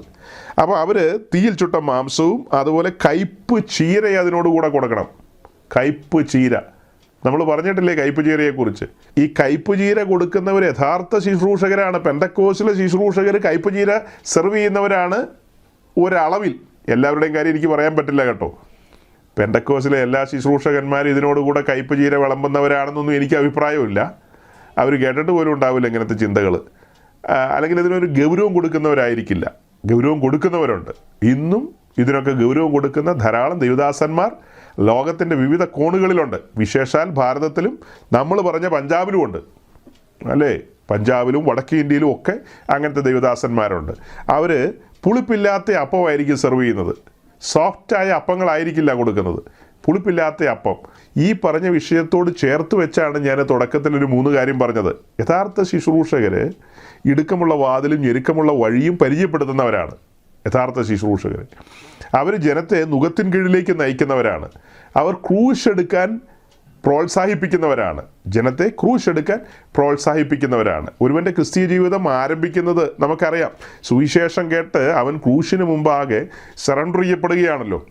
അങ്ങനെ സറണ്ടർ ചെയ്യപ്പെടുന്ന അവൻ അടുത്ത പടിയെന്നോണം വിശ്വാസ സ്നാനത്തിന് ഇറങ്ങിത്തിരിക്കും. അങ്ങനെ വിശ്വാസ സ്നാനത്തോടുള്ള ബന്ധത്തിൽ റോമാലേഖനം 12-ാം അധ്യായത്തിൻ്റെ 1ഉം 2ഉം വാക്യം അവരുടെ മുമ്പിൽ വരും. അവരുടെ ശരീരത്തെ സമർപ്പിക്കണമെന്നുള്ളൊരു കാര്യം. അത് ദൈവരാജ്യത്തിലേക്ക് പ്രവേശിക്കുന്ന എല്ലാവർക്കും ബാധകമായ കാര്യമാണ്. പഞ്ചാബിലും ബാധകമാണ്. അപ്പോൾ അങ്ങനെ ആ കാര്യങ്ങളൊക്കെ പറഞ്ഞു വരുമ്പോൾ പുരുഷനോടുള്ള ബന്ധത്തിലും സ്ത്രീയോടുള്ള ബന്ധത്തിലും ഒക്കെയുള്ള കാര്യങ്ങൾ വചനത്തിലുണ്ട്. പുരുഷനോടുള്ള ബന്ധത്തിലും സ്ത്രീയോടുള്ള ബന്ധത്തിലും 1 കൊരിന്ത്യർ ലേഖനം 11-ാം അധ്യായത്തിൽ എന്താ പറയുന്നത്? പുരുഷൻ തലമുടി നീട്ടി വളർത്തരുത്, അത് അവന് അപമാനമാകുന്നു എന്നാണ് അല്ലേ? പുരുഷൻ തൻ്റെ തലമുടി എന്ത് ചെയ്യരുത്? നീട്ടി വളർത്തരുത്. അത് ക്ഷൗരം ചെയ്യിക്കണം, കത്തിരിച്ച് കളയണം. അല്ലാതെ അങ്ങനെ തന്നെ വളർത്തുകയാണെങ്കിൽ അത് അവന് അപമാനമാണെന്നാണ് ദൈവവചനത്തിൻ്റെ വ്യവസ്ഥയാണത്. ഇപ്പോൾ പഞ്ചാബിൽ സുവിശേഷം അറിയിച്ച ദൈവദാസന്മാരെ എനിക്കറിയാം. ശരിയാമണ്ണം സുവിശേഷം അറിയിച്ച് അവിടെയുള്ള സിഖ് സമുദായത്തിൽപ്പെട്ട ആളുകൾ സുവിശേഷം കേട്ട് മുൻപോട്ട് വന്നവരെ സ്നാനപ്പെടുത്തുന്ന മുറയ്ക്ക് ആ ആളുകളോട് വ്യക്തമായി ഈ കാര്യങ്ങൾ ധരിപ്പിക്കും. പുരുഷൻ ഇങ്ങനെയാണ് വരേണ്ടത്. അപ്പോൾ വരണമെന്ന് നിർബന്ധമൊന്നുമില്ല. നിങ്ങൾക്ക് നിങ്ങളുടെ ആ പഴയ സമുദായത്തിൽ ജീവിക്കാമല്ലോ. ആ സമുദായത്തിൽ ജീവിച്ചാൽ മതിയെങ്കിൽ അങ്ങനെ ജീവിച്ചോ. അല്ല, ദൈവരാജ്യത്തിൽ വന്ന് നിത്യതയുടെ ഓഹരിക്കാരനായി മാറണമെന്നുണ്ടെങ്കിൽ വില കൊടുക്കണം. അപ്പോൾ ആളുകൾ പറയും കൾച്ചർ അങ്ങനെയല്ലേ, കൾച്ചർ ബ്രേക്ക് ചെയ്യാവോ? നമ്മുടെ ലാസ്റ്റ് ഒരു മെസ്സേജിനകത്ത് ഇന്നലെ ഒരു വിദ്വാൻ, ഒരു ഫിലോസഫർ വന്ന് ഭയങ്കരമായിട്ട് നീട്ടി പിടിച്ച് എഴുതിയിട്ട് പോയി. ആർഷഭാരത സംസ്കാരം എന്നൊക്കെ പറഞ്ഞ് പുള്ളി കോൾമയിൽ കൊണ്ടു. അപ്പോൾ ഞാൻ പ്രസംഗത്തിൽ സൂചിപ്പിച്ചിരുന്നു മറ്റൊരുത്തരും രക്ഷയില്ലെന്ന്. ആത്മരക്ഷയ്ക്ക് വേണ്ടി വെച്ച ഒരേ ഒരു വഴിയും വാതിലും യേശുക്രിസ്തുവാണ്. അത് 1-ാമത്തെ പാത്രിയാർക്കീസായ പത്രോസ് പ്രസംഗിച്ചതാണ് ഞാൻ പറഞ്ഞത്. പത്രോസിൻ്റെ പ്രസംഗത്തിൽ എല്ലായിടത്തും അതാ പറയാനുണ്ടായിരുന്നത്. ഹന്നാസിനോടും കയ്യഫാസിനോടും ഒക്കെ അത് തന്നെയാണ് പറഞ്ഞത്. യേശുക്രിസ്തുവിലൂടെ മാത്രമാണ് ആത്മരക്ഷ. നിങ്ങൾ ചുമ്മാ ഈ ആടിനെയൊന്നും ഇനി അറുത്തിട്ട് ഒരു പ്രയോജനമില്ല, വെറുതെ സമയം കളയാമെന്ന് മാത്രമേ ഉള്ളൂ, കയ്യിൽ രക്തമാക്കാമെന്ന് മാത്രമേ ഉള്ളൂ. അപ്പോൾ ആ പരിപാടിയൊക്കെ നിർത്തിയിട്ട് മര്യാദയ്ക്ക് ദൈവരാജ്യത്തിലേക്ക് വരാനാണ് അവരോട് പറഞ്ഞത്. 1-ാമത്തെ പാത്രിയാർക്കീസ് മറക്കണ്ട. അപ്പോൾ ഇപ്പോൾ പാത്രിയാർക്കീസ് ഉണ്ടെന്ന് പറയുന്നുണ്ടല്ലോ, ആ പാത്രിയാർക്കീസ് അന്ത്യോക്യയിൽ നിന്നോ യെരുശലേമിൽ നിന്നോ പറയണ്ട. ആ പുള്ളിക്കാരൻ നമ്മുടെ മലയാളക്കരയിൽ വന്ന് നിന്ന് കോട്ടയത്തോ പുത്തൻകുരിശോ നിന്ന് ഒന്ന് പറയാൻ പറ്റുമോ എന്നാണ് ഞാൻ ചോദിച്ചത്. അത് കേട്ട് ഫിലോസഫർ വന്നേക്കുക. ഞാൻ ആ സമൂഹത്തിൽപ്പെട്ട ആളുകളോടല്ലേ പറഞ്ഞത്. ഈ ആർഷഭാരത സംസ്കാരത്തിൽ ഊറ്റം കൊള്ളുന്ന സഹോദരൻ അതേ കയറി പിടിച്ചെന്തിനാ? പുള്ളി പിടിച്ചെന്താണെന്നറിയാവോ? മറ്റൊരുത്തരും രക്ഷയില്ലെന്ന് പറഞ്ഞില്ലേ? അങ്ങനെയൊന്നും പറയരുത് ബ്രദറെ. നൂറ്റാണ്ടുകളായി നിലനിൽക്കുന്ന ഈ ആർഷഭാരത സംസ്കാരം അതൊക്കെ ഒത്തിരി പറയാതിരിക്കുക നല്ലത്. ഒത്തിരി പറയാതിരിക്കുകയല്ലത്, പല പല കാര്യങ്ങളൊക്കെ. നായർ നിൽക്കുന്നതിൻ്റെ അവിടെ നിന്ന് 32 അടിയാണ് ഈഴവ നിൽക്കേണ്ടത്. ഈഴവ നിൽക്കുന്നതിൻ്റെ അവിടെ നിന്ന് 42 അടിയോ 12 അടിയോ കണ്ടാണ് പുലയർ, പറയർ, ഇങ്ങനെ ഓരോരോ കൂട്ടര് എല്ലാത്തിനും തരംതിരിച്ചിട്ടുണ്ടല്ലോ. ഇവരെല്ലാം ഓരോ തട്ടിൽ നിർത്തിയിരിക്കുന്ന പഴയ സംസ്കൃതി, ആ സംസ്കൃതിയിൽ ഊറ്റം കൊള്ളണമെന്ന് പറഞ്ഞാൽ നമുക്ക് അതിനകത്ത് ഊറ്റം കൊള്ളേണ്ട ഒരു കാര്യമില്ല. ഈ സംസ്കൃതിയുമായിട്ട് നമുക്ക് നിത്യതയിലേക്ക് പോകാമെന്ന് നമുക്കൊരു ഗ്യാരണ്ടിയില്ല. നമ്മളെല്ലാം ഈ ഭാരതദേശത്തെക്കുറിച്ച് ഊറ്റം കൊള്ളുന്നവരാ, പക്ഷെ സംസ്കൃതിയെക്കുറിച്ച് ഊറ്റം കൊള്ളുന്നില്ല. കാരണം അത് പലതും മണ്ടത്തരങ്ങളാണ്, രാജ്യാന്തര മണ്ടത്തരങ്ങളുണ്ട്. നമ്മുടെ രാജ്യത്തെക്കുറിച്ച് അഭിമാനമാണ്, ഭയങ്കര അഭിമാനമാണ്, അതൊക്കെ വേറെ വിഷയം. പക്ഷെ ഇവിടെ നടമാടുന്ന പല കാര്യങ്ങളെക്കുറിച്ചും ഇവിടുത്തെ ഭൂരിപക്ഷമായ സമൂഹങ്ങളൊക്കെ കാട്ടിക്കൂട്ടുന്ന പല കാര്യത്തോടും നമുക്ക് യോജിപ്പില്ല. അവർക്കതൊക്കെ ചെയ്യാനുള്ള സ്വാതന്ത്ര്യമുണ്ട്. നമ്മളെ സംബന്ധിച്ച് നമ്മളെല്ലാം ഇങ്ങനെയുള്ള പല കൂട്ടങ്ങളിൽ പെട്ടവരായിരുന്നു. നമുക്കൊരു കാര്യം ബോധ്യമായി, തീപ്പൊയ്കയിലേക്കാണ് പോകുന്നത്. നിത്യതയുമായി ബന്ധപ്പെട്ട കാര്യങ്ങളെല്ലാം സുവിശേഷത്തെ മറിഞ്ഞിരിക്കുന്നു. സുവിശേഷത്തിൽ നിറഞ്ഞു നിൽക്കുന്നത് യേശുക്രിസ്തുവാണ്. നിത്യജീവൻ ഇരിക്കുന്നത് യേശുക്രിസ്തുവിലാണ്. അപ്പോൾ യേശുക്രിസ്തുവിനെ കൈക്കൊള്ളുക എന്ന് പറയുമ്പോൾ നമുക്ക് നിത്യജീവൻ ലഭിക്കുന്നു. അങ്ങനെ നിത്യജീവൻ ലഭിച്ച് ദൈവരാജ്യത്തിൽ വന്ന് നമ്മുടെ നിത്യത ഉറപ്പിക്കുകയാണ്. മരണം കൊണ്ടൊന്നും അവസാനിക്കുന്നില്ല. മരണാനന്തര ജീവിതത്തെക്കുറിച്ച് വ്യക്തമായ ബോധ്യമുള്ളവരാണ് നമ്മൾ. മരണാനന്തര ജീവിതത്തെക്കുറിച്ച് അങ്ങനെ നമ്മൾ മുൻപോട്ട് പോകേണ്ടതുണ്ട്. അങ്ങനെ മുൻപോട്ട് അല്ലേ, മരണാനന്തര ജീവിതത്തെക്കുറിച്ച് നമുക്ക് നല്ല ബോധ്യമുണ്ട്. ആ ബോധ്യത്തിലാണ് നമ്മൾ ചൂട് വെച്ച് ഇറങ്ങി തിരിച്ചത്. നമ്മുടെ കയ്യിലുണ്ടായിരുന്ന പല പരിപാടികളും നമ്മൾ ഉപേക്ഷിച്ചു. നമ്മുടെ നാട്ടിലെ സംസ്കൃതിയും പരിപാടിയും ഒക്കെ ആയിട്ട് നമ്മൾ ജീവിച്ചു പോയതാ. നമ്മുടെ പല സഹോദരങ്ങളും മദ്യപിക്കുമായിരുന്നു, പുകവലിക്കുമായിരുന്നു, അങ്ങനെ പല പല കുസൃതികളൊക്കെ ഉണ്ടായിരുന്നു എല്ലാവരുടെ കയ്യിലും. അത്തരം സംസ്കാരങ്ങളെല്ലാം വേണ്ടാന്ന് വെച്ചിട്ടല്ലേ നമ്മൾ ഈ വിശുദ്ധ വഴിയിലേക്ക് വന്നത്. അപ്പോൾ അതൊക്കെ സംസ്കാരത്തിൻ്റെ ഭാഗമാണ് അല്ലേ. നമ്മുടെ നാട്ടിലുള്ള മിക്കവാറും ആളുകൾ ഓണത്തിനും ക്രിസ്മസിനും ഈസ്റ്ററിനും വിഷുവിനും സംക്രാന്തിക്കും ഒക്കെ നിങ്ങളൊന്ന് അന്വേഷിച്ച് നോക്കിയേ. രാജ്യത്തെ ഗവൺമെൻറ്റിനോട് സംസ്കൃതി നിലനിർത്താൻ വേണ്ടിയിട്ട് ജനം ഉത്സാഹിച്ച് മറ്റ് ബിവറേജ് കോർപ്പറേഷൻ്റെയും മറ്റു ഔട്ട്ലെറ്റുകളിൽ പോയി ഇതൊക്കെ മേടിച്ച് റവന്യൂ വരുമാനം സർക്കാരിന് ഉണ്ടാക്കി കൊടുക്കുകയും അതുപോലെ തന്നെ നമ്മുടെ സംസ്കാരം തകർന്നു പോകാതെ സൂക്ഷിക്കുകയൊക്കെ ചെയ്യുന്ന കാഴ്ചകൾ ഈ കഴിഞ്ഞ 25-ാം തീയതി ഒരു വീഡിയോ കണ്ടു. അതായത് തൃശ്ശൂർ ജില്ലയിലും ആലപ്പുഴ ജില്ലയിലുള്ള 2 അമ്മച്ചിമാർ, ഒരു 90 വയസ്സ് ഒരു 80 വയസ്സ് 85 വയസ്സ് പ്രായം കാണും. നല്ല എണ്ണം പറഞ്ഞ കത്തോലിക്ക അമ്മച്ചിമാരിങ്ങനെ എടുത്ത് ഗ്ലാസ് അങ്ങനെ തന്നെ ഇങ്ങനെ കുടിക്കുക. ചൂടുവെള്ളമൊന്നും അല്ല കേട്ടോ, കട്ടൻ ചായ അല്ല കുടിച്ചത്. അതൊക്കെ ഒരു സംസ്കൃതിയാണ്. ആ സംസ്കാരമൊക്കെ വിട്ടാണ് നമ്മൾ പോകുന്നത്. അമ്മച്ചിമാരൊക്കെ സംസ്കാരം തകരാതെ സൂക്ഷിക്കുക. അപ്പോൾ ആ സംസ്കാരമൊക്കെ വിട്ട് നമ്മൾ പോകുന്നില്ലേ. അപ്പോൾ അത് എല്ലാ രാജ്യത്തും എല്ലാ ദേശക്കാർക്കും ബാധകമാണെന്ന് ഇതൊക്കെ. ഇത് സകല ദേശത്തും ബാധകമാണ്. അപ്പോൾ പഞ്ചാബിലുള്ള സിഖുകാരനാണെങ്കിലും കൊള്ളാം, എന്ത് കാരനാണെങ്കിലും കൊള്ളാം. ഈ കാര്യം ഞാൻ ഒരിക്കൽ പറഞ്ഞപ്പോൾ ഒരു പാസ്റ്റർ ഇളകി മറിഞ്ഞു വന്നു. അതെന്തിനാണ് അവർ രക്ഷിക്കപ്പെട്ടെങ്കിൽ വന്നാൽ പോരെ, അവരുടെ തലയിലും തലമുടിയിലൊക്കെ കയറുന്നത് എന്തിനാന്ന് ചോദിച്ചു. അതെന്നാ പാസ്റ്ററെ അങ്ങനെ പറയുന്നത്?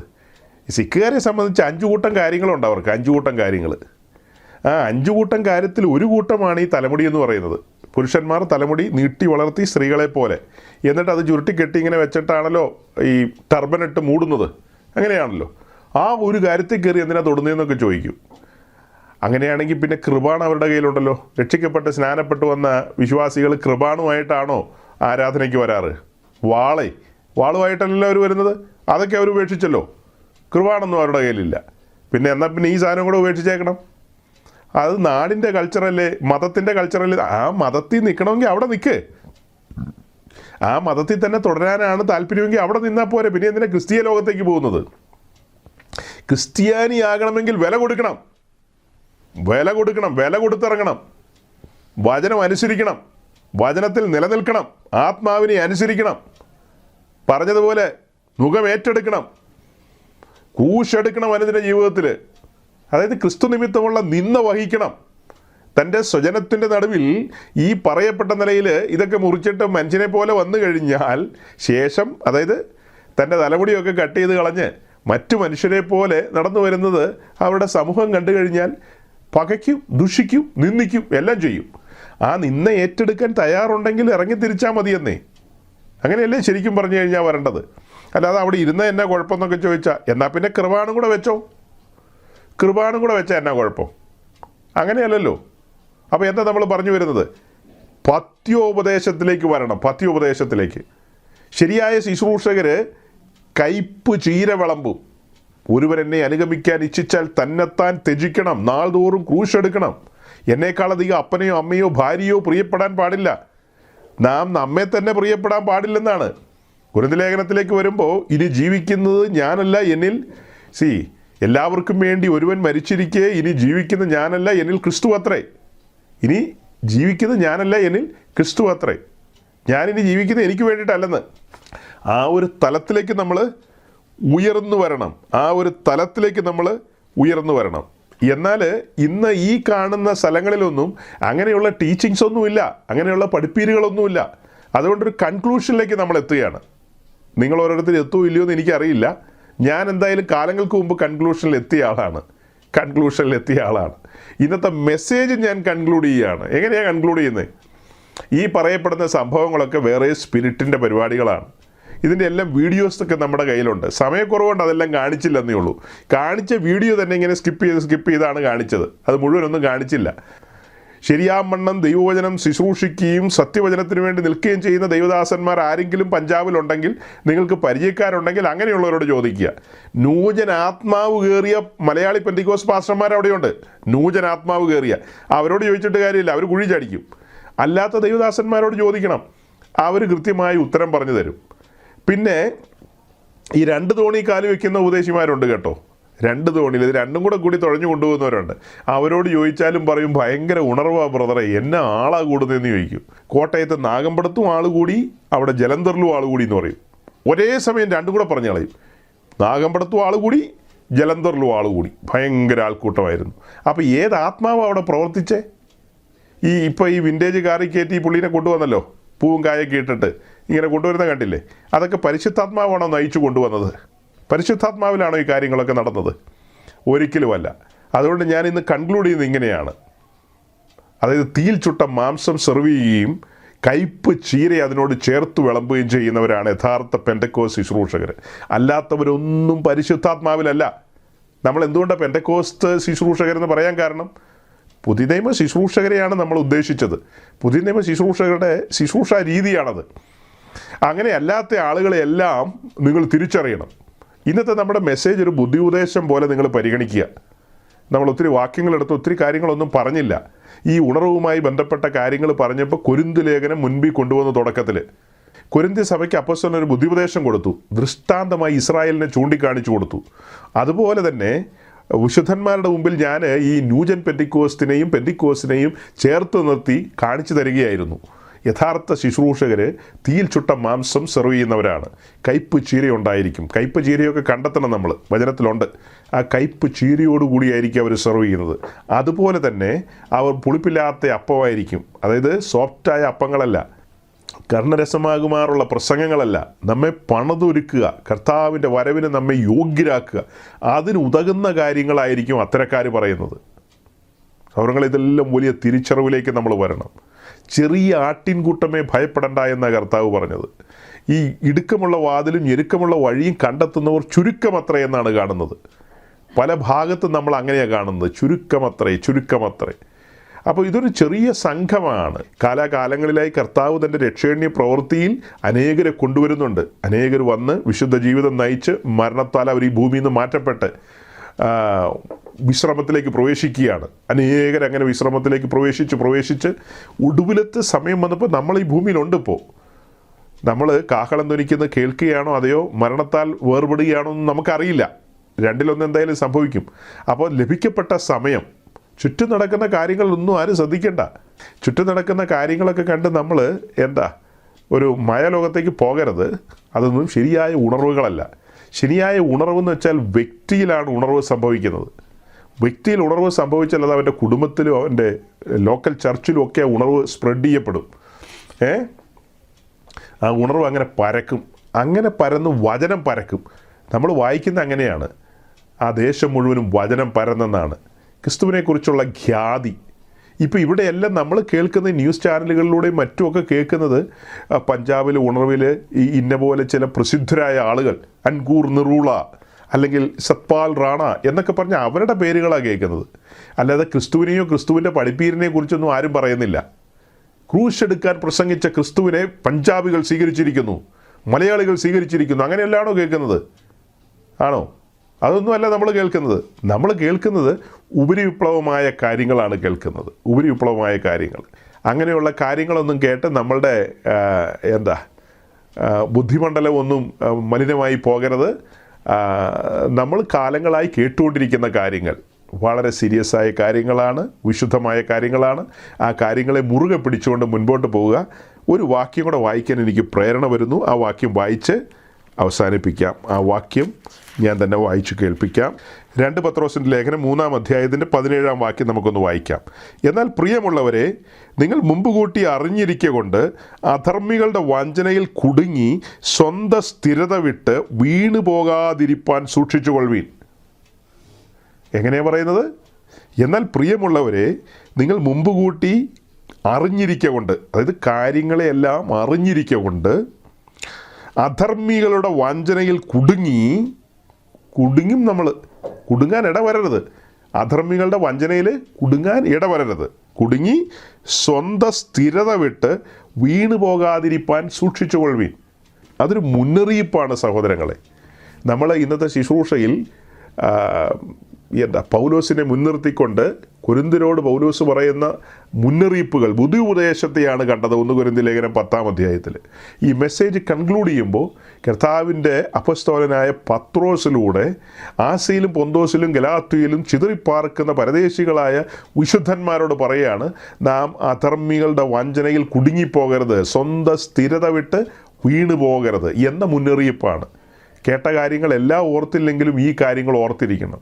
നമ്മുടെ ചുറ്റും ധാരാളം വ്യാജ പ്രവർത്തനങ്ങൾ, തെസ്സലോനിക്ക ലേഖനത്തിൽ വായിച്ച പോലെ സാത്താൻ്റെ വ്യാപാര ശക്തിക്ക് ഒത്തവണ്ണമുള്ള ധാരാളം പ്രവർത്തനങ്ങൾ നടക്കുന്നു. പത്യോപദേശത്തിന് ചേരാതെ വണ്ണം കർണരസമാകുമാറുള്ള കാര്യങ്ങൾ, അത്ഭുതങ്ങൾ, അടയാളങ്ങൾ നടക്കുന്നു. ഭയങ്കര വീര്യപ്രവൃത്തികൾ എന്ന് പറയുന്നു.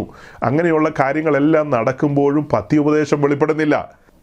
അതാണ് കീ പോയിൻ്റ് എന്ന് പറയുന്നത്. പത്യോപദേശം വെളിപ്പെടുന്നില്ല, ക്രൂശിൻ്റെ വചനങ്ങൾ വെളിപ്പെടുന്നില്ല. ജനത്തെ നിത്യതയിൽ എത്തിക്കുവാൻ ഉതകുമാറുള്ള കാര്യങ്ങൾ, ഏത് മനുഷ്യനെയും ക്രിസ്തുവിൽ തികഞ്ഞവരായി നിർത്തുക എന്നുള്ള ആ ഒരു തലത്തിലേക്ക് കാര്യങ്ങളെ കൊണ്ടുചെന്ന് എത്തിക്കുന്നില്ല. അതുപോലെ തന്നെ നമ്മൾ വചനത്തിൽ നിലനിന്ന ആത്മാവിനെ അനുസരിച്ച് നടക്കുകയും ഈ ആത്മീയ അനുഭവങ്ങളിലൂടെയൊക്കെ സഞ്ചരിക്കുകയാണെങ്കിൽ എന്ത് ശബ്ദം കേട്ടാലും എന്ത് ആൾക്കൂട്ടത്തെ കണ്ടാലും ഒക്കെ കൃത്യമായി നമുക്ക് പറയാൻ കഴിയുമെന്നുള്ളതാണ് ഇതിലൂടെ എനിക്ക് നിങ്ങളോട് പറയാനുള്ളത്. കൃത്യമായി പറയാൻ കഴിയുന്നില്ലെങ്കിൽ നമ്മുടെ വളർച്ചയെക്കുറിച്ച് ചിന്തിക്കേണ്ടിയിരിക്കുന്നു. നമ്മൾ ഇന്നും പാല് കുടിക്കുന്ന ശിശുക്കൾ അത്രേ എന്നുള്ളതാണ് എനിക്ക് പറഞ്ഞ് അവസാനിപ്പിക്കാനുള്ളത്. നമ്മൾ ഇന്നും പാല് കുടിക്കുന്ന ശിശുക്കൾ അത്രേ. അങ്ങനെ ആയിരിക്കാതെ നമ്മൾ ആത്മാവിൽ വളരുവാനുള്ള വാഞ്ചയോടുകൂടി മുൻപോട്ട് പോകുവാൻ ഉത്സാഹിക്കുക. ഈ വചനങ്ങൾ അതിന് നിങ്ങളെ സഹായിക്കട്ടെ എന്ന് പ്രാർത്ഥിച്ചുകൊണ്ട് ഞാൻ വാക്കുകളെ ചുരുക്കുന്നു. Thank you.